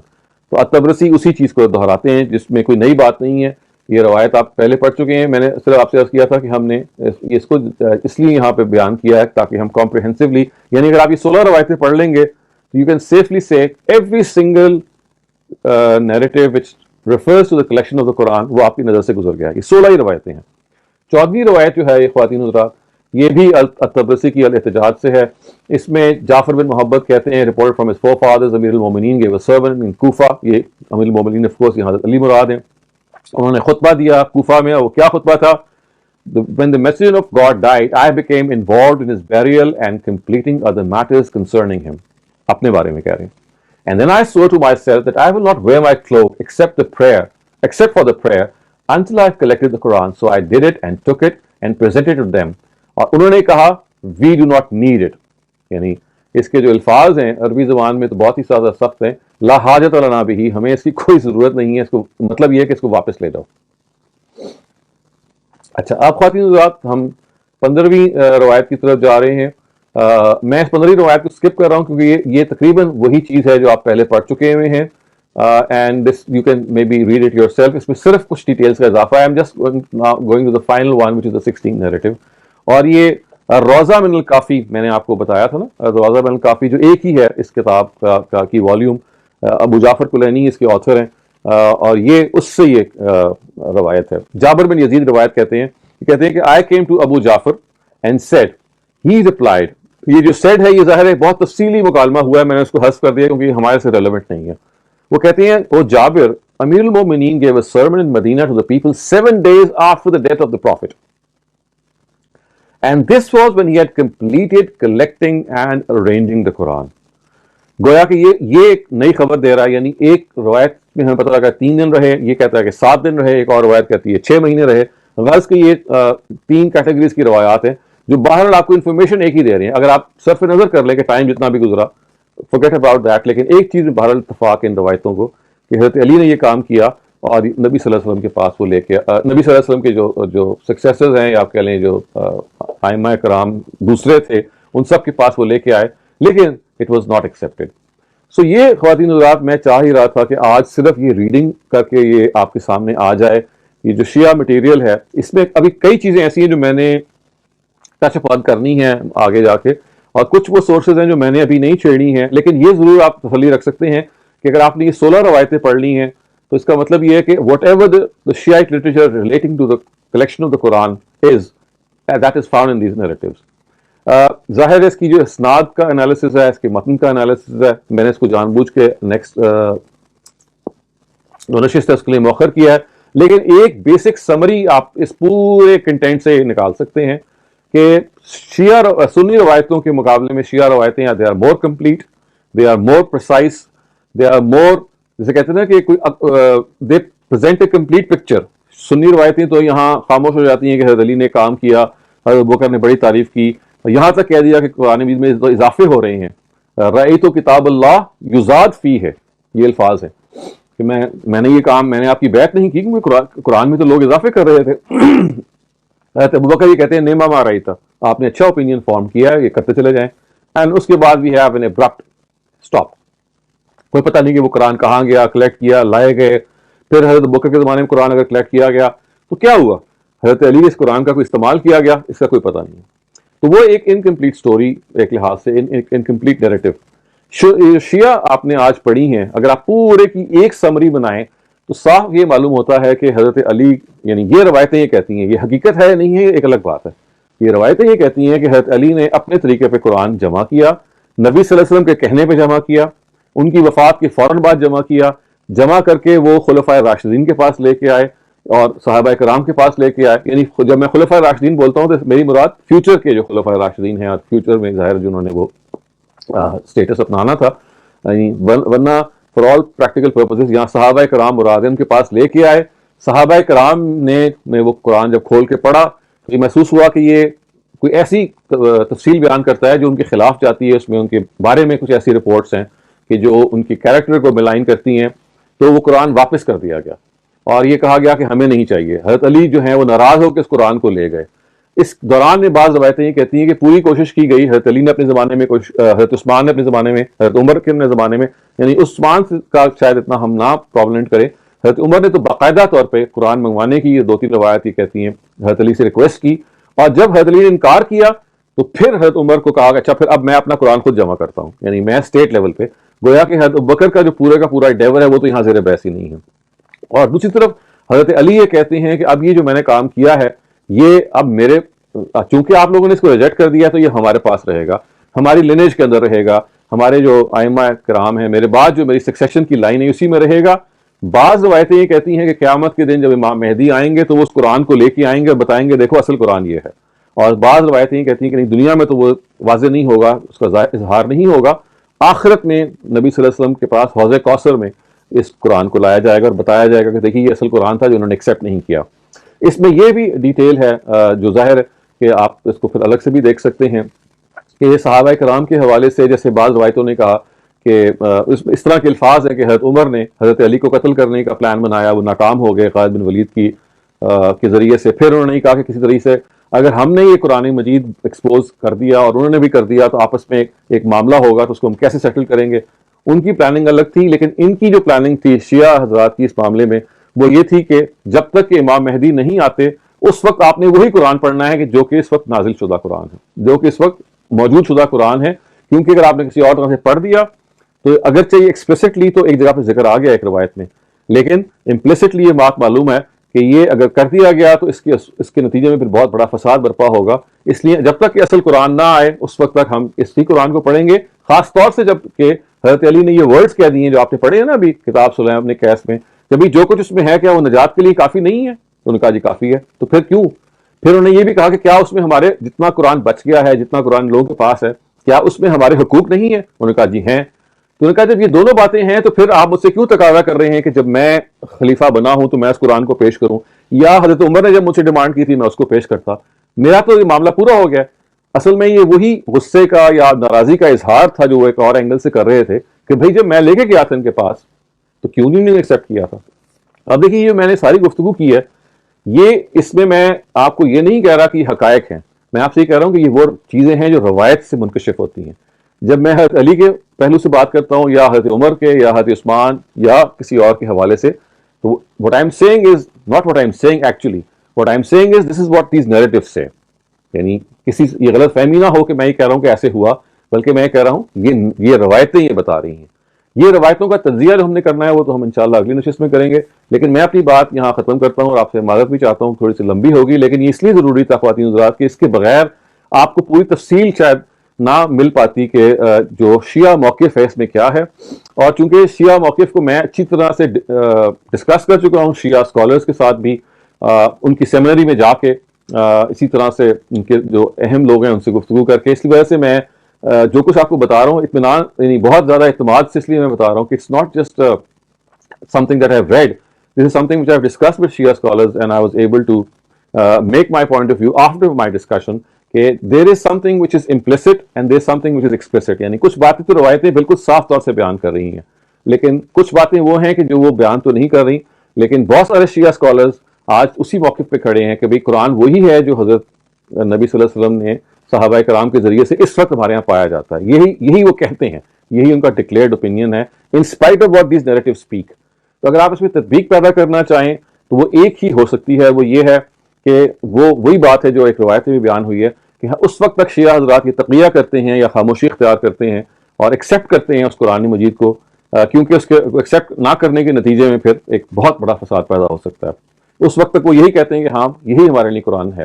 لیکن اگر آپ جیسے میں نے کہا implicitly اگر آپ in depth میں جائیں، جو کچھ بین السطور کے علاوہ جو کچھ آپ گیج کر سکتے ہیں، جو میں سمجھا ہوں اپنی انڈرسٹینڈنگ جو غلط بھی ہو سکتی ہے، وہ یہی ہے کہ بیسکلی وہ سمجھتے ہیں کہ اصل قرآن حضرت علی کے پاس تھا جو ان کے ڈیسینڈنٹس میں چل رہا ہے اور قیامت کے نزدیک امام مہدی اس کو پیش کریں گے. لیکن یہ وہ انڈرسٹینڈنگ ہے اس کی کرابوریشن یا لیک آف کرابوریشن آپ کو اگلی انشاءاللہ نشست میں مل بھی جائے گی، کیونکہ میں انہی کے لٹریچر سے کچھ چیزیں کوشش کروں گا پریزنٹ کرنے کی جس میں اس انڈرسٹینڈنگ کے حوالے سے آپ کی کچھ اور معلومات بھی ہوں گی. اور اس کے ساتھ ساتھ ہم ان روایتوں کے سند کا بھی تجزیہ کریں گے، اور تھوڑا سا میں آپ کو یہ کوشش کروں گا یہ بھی بتانے کی کہ جو شیعہ حضرات اپنی روایتوں کو کیسے جج کرتے ہیں. یعنی جیسے سنی حضرات کی ایک طریقہ ہے نا یعنی وہ جب جج کرتے ہیں روایات کو تو ان کے 5 معیارات ہیں، تو اسی طرح سے ان کے بھی بعض معیارات ہیں. لیکن بعض ایسے معیارات ہیں جو ہسٹوریکلی کامن ہیں، اس لیے کہ وہ ہسٹری کو آپ ڈینائی نہیں کر سکتے. یعنی ہسٹری کو شیعہ اور سنی نہیں ہوتی، ہسٹری کچھ فیکٹس کا نام ہے. فور دیٹ انشاءاللہ you will have to wait for the next session. So آپ اب سوالات کر سکتے ہیں. جی میں حاضر ہوں. بہت شکریہ doctor Shahzad. It was a mind-blowing session. It gave me goosebumps actually. So I can see a raised hand by Mr. Riaz. So Riaz, please اپنا سوال پوچھیے. السلام علیکم ڈاکٹر صاحب. جی وعلیکم السلام. میرا سوال یہ ہے کہ کوئی روایت ایسی ملتی ہے کہ خلفائے راشدین میں سے کسی میں قرآن کے حافظ تھے؟ جی ملتی ہے بالکل. حضرت ابوبکر کے بارے میں ہے, سارے جو خلفائے راشدین ہیں ان کے بارے میں ہے, اور صحابہ کے بارے میں بھی ہے. تو میں نے بعض جگہوں پہ ان کا حوالہ دیا ہوا ہے. پھر یہ سوال یہ آتا ہے کہ اگر ان میں سے حافظ تھے تو وہ خود ہی بیٹھ کے اس کو جمع کر سکتے تھے, کیا ضرورت تھی کہ آپ دوسرے سب کو بلائیں؟ تو یہ تو وہ تنقید ہے نا جو آپ کر رہے ہیں. تنقید تو آپ کی ٹھیک ہو سکتی ہے, دیکھیں اس وقت تو ہم تنقید کے بجائے صرف تفہیم کر رہے ہیں, سمجھ رہے ہیں کہ یہ وہ چیز ہے. کیونکہ دیکھیے یہ صرف شیعہ لٹریچر کے ساتھ خاص نہیں ہے, یہی ایگزیکٹلی بات آپ کو اس سے پہلے جو میں نے سنی روایات یعنی سنی کتابوں میں جو روایات موجود ہیں ان میں دکھائیں, یہ دونوں میں کامن ہے. یعنی یہ سوال تو بار بار پیدا ہوگا کہ اگر صحابہ کرام خود بھی حافظ تھے تو یہ کیا ہوا کہ کبھی ہم ابوبکر کے بارے میں سن رہے ہیں رضی اللہ عنہ, کبھی حضرت عمر کے بارے میں, حضرت عثمان کے بارے میں, کہ انہوں نے دو گواہوں کی موجودگی میں قرآن کو جمع کرنا شروع کیا. تو یہ تو اصل میں کامن ہے پورے ہسٹوریکل لٹریچر میں اکراس دا بورڈ. یہ وہ تنقید کا نقطہ ہے ظاہر ہے کہ جو پریزنٹ کیا جا سکتا ہے, جس کو ہم نے پریزنٹ بھی کیا ہے, اور یہ ظاہر ہے کہ ایک ایسی چیز ہے کہ جو سوال پیدا کرتی ہے. جی اگلا سوال محمد سبحان کا ہے, پلیز اپنا سوال پوچھیے. السلام علیکم سر. وعلیکم السلام. سر یہ جو اپنے آپ روایتیں بیان ہیں سر, ان سے تو یہ جو اللہ تعالیٰ کا کریشن پلان ہے, جیسے کہ اللہ تعالیٰ نے کہا کہ یہ ہم نے نازل کیا اور ہم ہی اس کی حفاظت کرنے والے ہیں, اور یہ عملی طور یہ صحابہ کرام کے بعد پرپیچوٹی کے ساتھ ہمارے تک پہنچا ہے. سر یہ جو روایتیں یہ تو ساری پکچر کو یہ بلر کر دیتی ہیں. یہ تو اس طرح مطلب قرآن کی جو حقانیت ہے اس پہ یہ سوال آ جاتا ہے. تو یہ آپ یہ کیوں کہتے ہیں کہ بلر کر دیتی ہیں؟ آپ یہ کیوں نہیں کہتے کہ یہ روایتیں جو ہیں یہ محتاج ثبوت ہیں, ان کو ویریفائی ہونا چاہیے؟ یعنی اگر تو آپ ان روایتوں کو سچ مان لیں گے پھر تو بلر کریں گی, لیکن فرض کیجئے کہ روایت جو پایا ثبوت تک نہیں پہنچتی, یا روایت کو ہم نے روایت پرستی کی وجہ سے یا محض اس لیے کہ وہ روایتیں ہیں تو روایتوں کو خاص حیثیت دے کے ہم نے روایتوں کو چونکہ ماننا شروع کر دیا ہے, تو یہ تو اصل میں رویے کی وجہ سے پیدا ہوا ہے. یا آپ یہ مانیں کہ یہ روایتیں سچی ہیں تو پھر تو آپ کا دعویٰ بالکل ٹھیک ہے, پھر تو ظاہر ہے پکچر بہت بھونڈی بن جاتی ہے. اور میں آپ سے عرض کروں کہ ہمارے جو مستشرقین ہیں, جو ویسٹرن اسکالرز ہیں, انہوں نے یہی تصویر پیش کی ہے انہی روایتوں سے سامنے رکھ کے. انہوں نے کہا کہ اگر یا آپ یہ روایتیں مانیں یا پھر اللہ تعالیٰ کا وعدہ مانیں. اگر اللہ تعالیٰ کا وعدہ سچا ہے تو یہ روایتیں جھوٹی ہیں, اگر یہ روایتیں سچی ہیں تو پھر اللہ تعالیٰ کے وعدہ کو ہم کیسے سچا مان لیں؟ تو یہ سوال تو بہت لاجیکل ہے.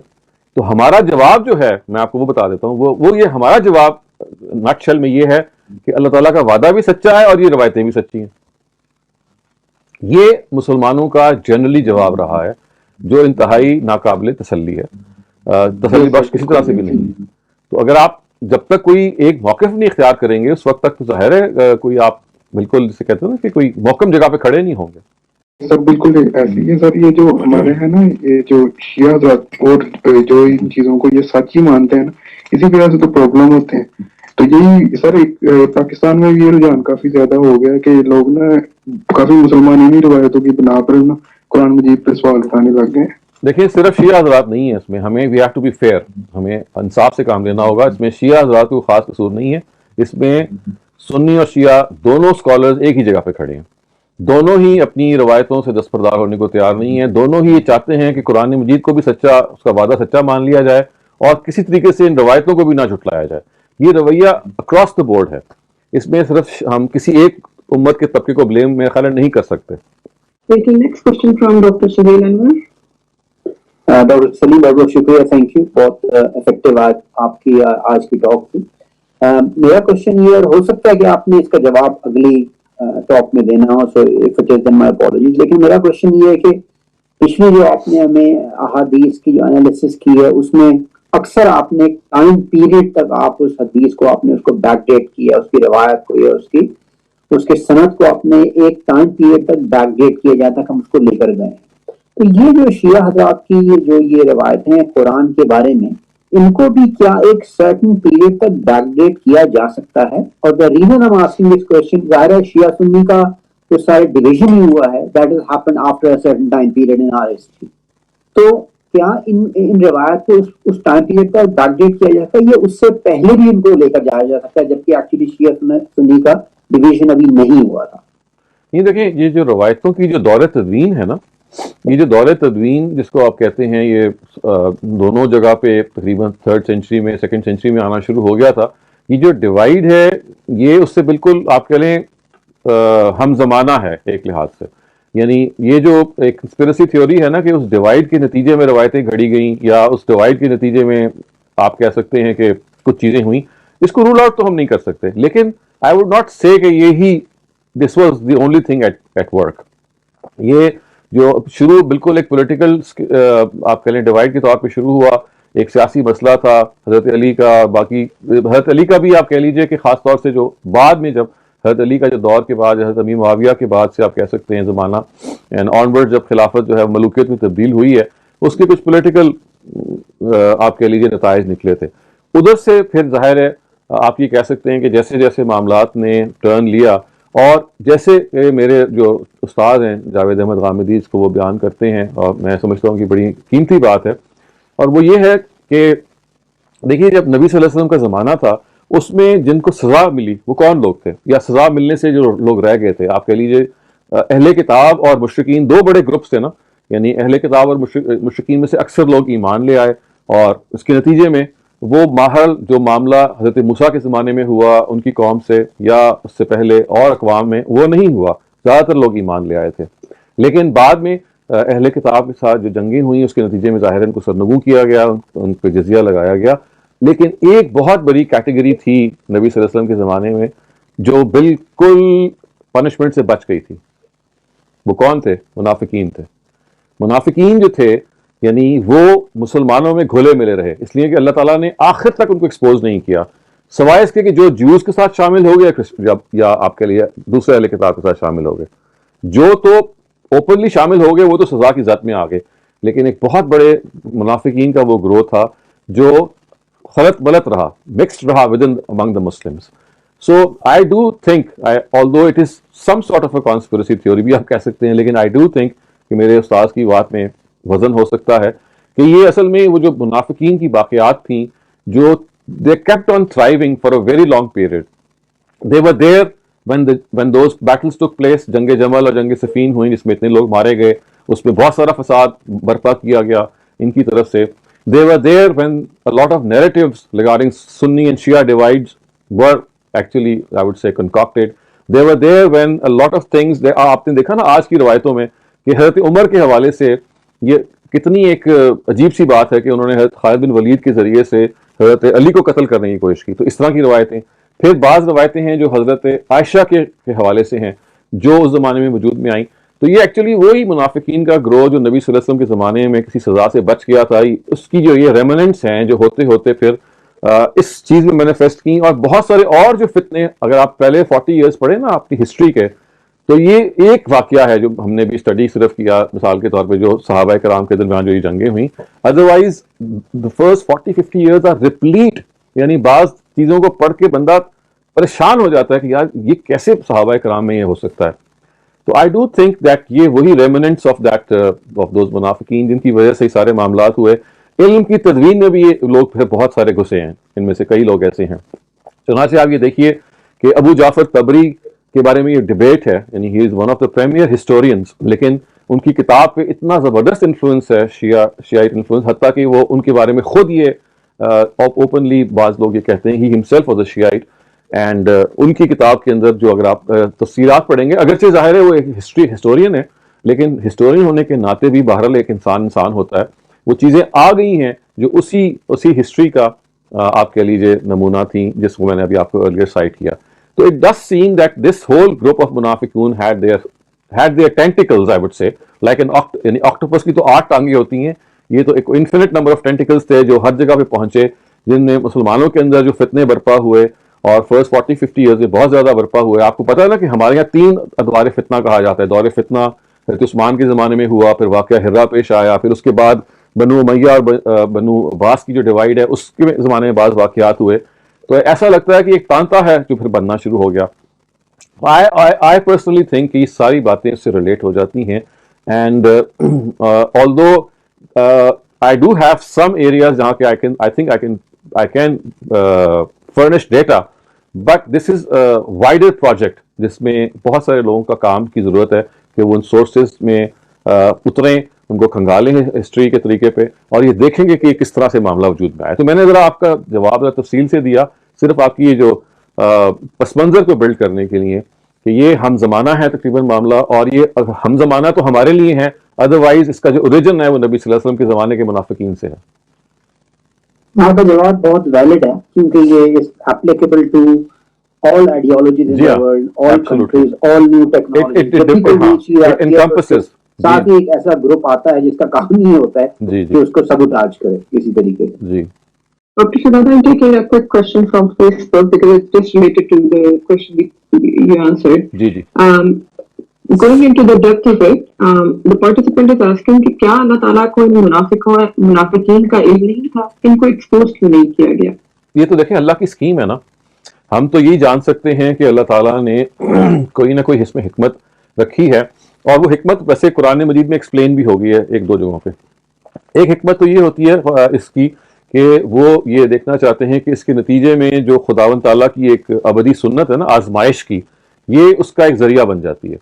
यानी ऐसे लोग जब मौजूद होते हैं तो ये इल्म की आजमाइश बन जाते हैं, ये अमल की आजमाइश बन जाते हैं, और अल्लाह ताला ने चूंकि दुनिया और इस कारखाने को आजमाइश के प्रिंसिपल में बनाया है, तो ये जो बदी की जो फोर्सेस हैं या बुराई की जो जराए हैं, उनको अल्लाह ताला ने छूट दी हुई है, मौका दिया हुआ है कि वो खुल खेल लें। उनके तो सजा खैर जो होनी है सो होनी है, लेकिन उनके जरिए से अहले ईमान की सफाई होती रहती है। सफाई का क्या मतलब है? उनकी आजमाइश होगी, आजमाइश होने के नतीजे में अगर वो ठीक जगह पे खड़े रहेंगे तो साफ हो जाएंगे। इसी को तत्हीर कहते हैं ना, आपने अक्सर सुना होगा, हमारे यहाँ उस्ताद अमीन हसन इस्लाई, उस्ताद ज़मीरुद्दीन फ़राई, उस्ताद जावेद अहमद गामिदी ये लफ्ज़ अक्सर इस्तेमाल करते हैं अपने लिटरेचर में। मुसलमानों की तत्हीर, क्लेंजिंग, प्यूरिफिकेशन किस चीज़ से? कि जब ये एडवर्स चीज़ें आती हैं, आजमाइशें आती हैं, तो उससे अगर आप गुजर जाते हैं तो आप या आप उससे यू सकम टू देम और you just pass through them.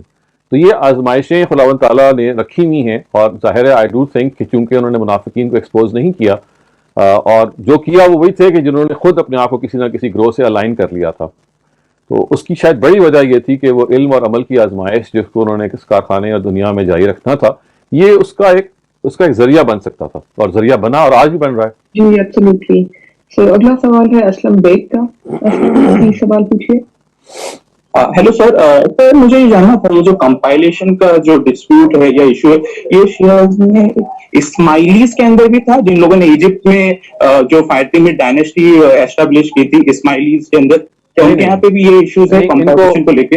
इनका कोई इशू नहीं है। इनका ये जो हम इस वक्त बात करेंगे 12 शियाज कहलाते हैं, जो इस्माइली शिया से फर्क है, इनको इस्ना अशरी कहते हैं। लेकिन वो जो इस्माइली है उनका कोई खास ऐसा डिस्प्यूट नहीं है जो बहुत नुमायां तरीके से हमारे सामने आया हो। इन ऑल प्रोबेबिलिटी ये इसी जो करंट हमारे इस्ना अशरी शिया हैं, इनके ही वर्जन को सब्सक्राइब करते हैं। अगला सवाल कुलसूम इमरान का है। मैं ये पूछ रही थी कि मामले साहब जो कानूनी इकमामी मुझे बताते हैं, तो उसके हिसाब से तो मुनाफिकीन को भी सजा मिलनी चाहिए थी। आपने बताया कि अभी बच गए थे। हाँ नहीं, वो ये बताते हैं कि उसके वो मुस्तहिक हो गए थे, और उनमें से वो लोग कि जिन्होंने जो दूसरे दो ग्रोह हैं, जो अहले किताब के दो ग्रोह हैं, क्रिश्चियंस या जो जूज हैं, बाज़ लोगों ने उनको ओपनली ज्वाइन कर लिया था, तो वहाँ तो वो सज़ा उनको मिल गई। लेकिन अल्लाह ताला ने उनको आखिरी वक्त तक कोई सज़ा ऐसी दी नहीं जिसके नतीजे जिसमें वो एक्सटर्मिनेट हो जाते। कानून तो रखा गया, एक होता है डिफैक्टो किसी चीज़ का होना, और एक होता है डी जोरो, यानी एक चीज़ बिलकुवा होती है, एक चीज़ बिल अमल होती है। यानी एक चीज़ पोटेंशियली मौजूद है लेकिन उसका नफाज नहीं किया गया। तो मुनाफिकीन को ये कहा तो गया अल्लाह ताला ने, बल्कि सूरह तौबा का एक बहुत बड़ा हिस्सा जो आखिरी तकरीबन निस्फ हिस्सा है वो है ही मुनाफिकीन पे। यानी शुरू के बहुत हिस्से में मुशरिकीन ज़ेर बहस आ गए हैं, फिर अहले किताब ज़ेर बहस आ गए हैं, बात खत्म हो गई है। एक बहुत बड़ा हिस्सा आखिर तक चल रहा है जो मुनाफिकीन से मुतल्लिक है, और ये बात कहा जा रहा है। बल्कि देखिए एक मौके पे सूरह अहज़ाब में तो ये कहा गया कि लम यंतहिल मुनाफिकून, यानी अगर ये बाज ना आए तो हम तुम्हें इन पे छोड़ देंगे, और फिर ये बहुत बुरे तरीके से कत्ल किए जाएंगे, कुत्तिलु तकतीला, इनको बिल्कुल बलियामेट कर दिया जाएगा। लेकिन अल्लाह ताला की कोई मशीयत या हिकमत ऐसी है जिसमें असल में ये फिर नौबत नहीं आई। जो सज़ा जिसके मुस्तहिक लोग ठहरे वो फिर अहले किताब और मुनाफिकीन मुशरिकीन ही थे, اور ان میں سے بھی آپ دیکھیے کیونکہ وہ ایمان لے آئے تھے نبی صلی اللہ علیہ وسلم کے اپنے زمانے میں, تو فتح مکہ میں سوائے وہ 5 یا 6 لوگوں کے جن کے بارے میں آپ نے کہا کہ غلاف کعبہ سے بھی لٹے ہوئے نظر آئیں گے تو ان کو مار دیا جائے گا, باقی سب تو قریش ایمان لے آئے تھے اور اسی وجہ سے ان کو پھر معاف بھی کر دیا گیا تھا. تو یہ انہی کی بات کی میں تفصیل کر رہا ہوں, یعنی کوئی مختلف بات نہیں کہہ رہا. وہ بھی یعنی جس طرح سے انہوں نے اپنی کتاب میں لکھا ہے کہ وہ مستحق ہو گئے تھے لیکن عملاً اس کی پھر نوبت نہیں آئی تھی. And Dr. Shahzad, have another question from Facebook. اور ہمارے participant آپ سے Islamic history book پہ recommendation چاہتے ہیں, author no matter non-Muslim or Muslim, but something which is written unbiased. دیکھیں یہ تو بہت مشکل ہے unbiased ہسٹری کا لکھا جانا, لیکن میں آپ کو اگر ریکمینڈ کروں تو شاید ابن خلدون کی جو تاریخ ہے, اگرچہ وہ بہت ہی بڑی تاریخ ہے, 30 والیومز میں ہے, یعنی ہسٹری تو آپ دیکھیے نا ایک سمندر ہے. اٹ ڈیپینڈس کہ آپ ہسٹری کا کون سا گوشہ پڑھنا چاہتے ہیں. مطلب مسلمانوں کی 14 آپ کہہ لیں 14 سینچریز ہے, تو if you want to read the part which belongs to the earliest history تو پھر ظاہر ہے I would suggest کہ آپ وہ والیوم اٹھا کے دیکھیے ابن خلدون کی تاریخ کا جو شروع کا والیوم ہے جو مقدمے کے بعد ہے, جس میں ظاہر ہے پہلے تو اینشنٹ ہسٹری بھی بیان ہوئی ہے لیکن جس زمانے میں وہ آیا ہے آپ وہ بیان کریں. تو ویسے آئی وڈ سے کہ اگر آپ اپنے خلدون کی ہسٹری تو میرے خیال ہے اردو میں بھی ترجمہ ہوگی ہے, بہت ساری اور زبانوں میں بھی ہوگی ہے, تو آپ جو پیریڈ پڑھنا چاہتے ہیں ہسٹری کا تو وہ ابن خلدون کے یہاں سے نکال کے پڑھیں تو نسبتاً بہتر ہے. نسبتاً نہیں کہہ سکتے ہیں کیونکہ اس میں بھی بہت ساری ایسی چیزیں ہیں جو تنقید طلب ہیں. Next question is by Umari Khalil. Thank you so much, Dr. Salim. That was great. So just to follow on from that previous question of is there a book? I actually have a book called The Quran, a Historical Critical Introduction, written by Nikolai Sinai. Are you aware of that? And do you know if it's... Yes, I know. Would you recommend that book? Does it go into sufficient detail or is it a biased book in your position? That's a book for a very advanced reader of the history of the Quran. And it is one of the finest books, I would say. I know the author very well. I've met him as well. And he is a very, I would say, a brilliant scholar. But again, it is something of a very advanced nature for a very advanced student of the Quran, of the history of the Quran. So because I think your question related to Islamic history, if I understood correctly. Yes.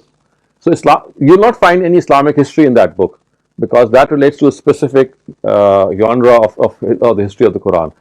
As I said, for Islamic history, the best book in my view would be the history of Ibn Khaldun, and it has been published in various languages. And of course, you need to pick up the volume which deals with the particular era that you'd like to study. Otherwise, it covers a huge lot of, I would say, period starting from the ancient times and right up to his own era, which is the 9th century. Okay, could you just remind me what was that book called and what was it is called name? The History of Ibn Khaldun. Ibn Khaldun, IBNKHALDUN. That's pretty much it for the session tonight. So ہم اپنا session یہیں پر ختم کرتے ہیں. Looking forward to seeing you next week with the same topic. انشاءاللہ ہم نے آج جو پڑھا ہے آپ کو ضرور کوشش کیجیے گا اس کو آپ اگر جب آپ کو موقع ملے give it a second reading, اور انشاءاللہ اس کا ہم تجزیہ کریں گے اس پورے مواد کا اگلی دفعہ, اور تجزیہ متن کا بھی کریں گے اور سند کا بھی کریں گے تاکہ ایک مرتبہ پھر ہم اسی ہسٹوریکل پروسیس کے ذریعے سے نتائج کی طرف بڑھیں. تو انشاءاللہ اگلے ہفتے آپ سے دوبارہ ملاقات ہوگی. اس وقت تک کے لیے خدا حافظ.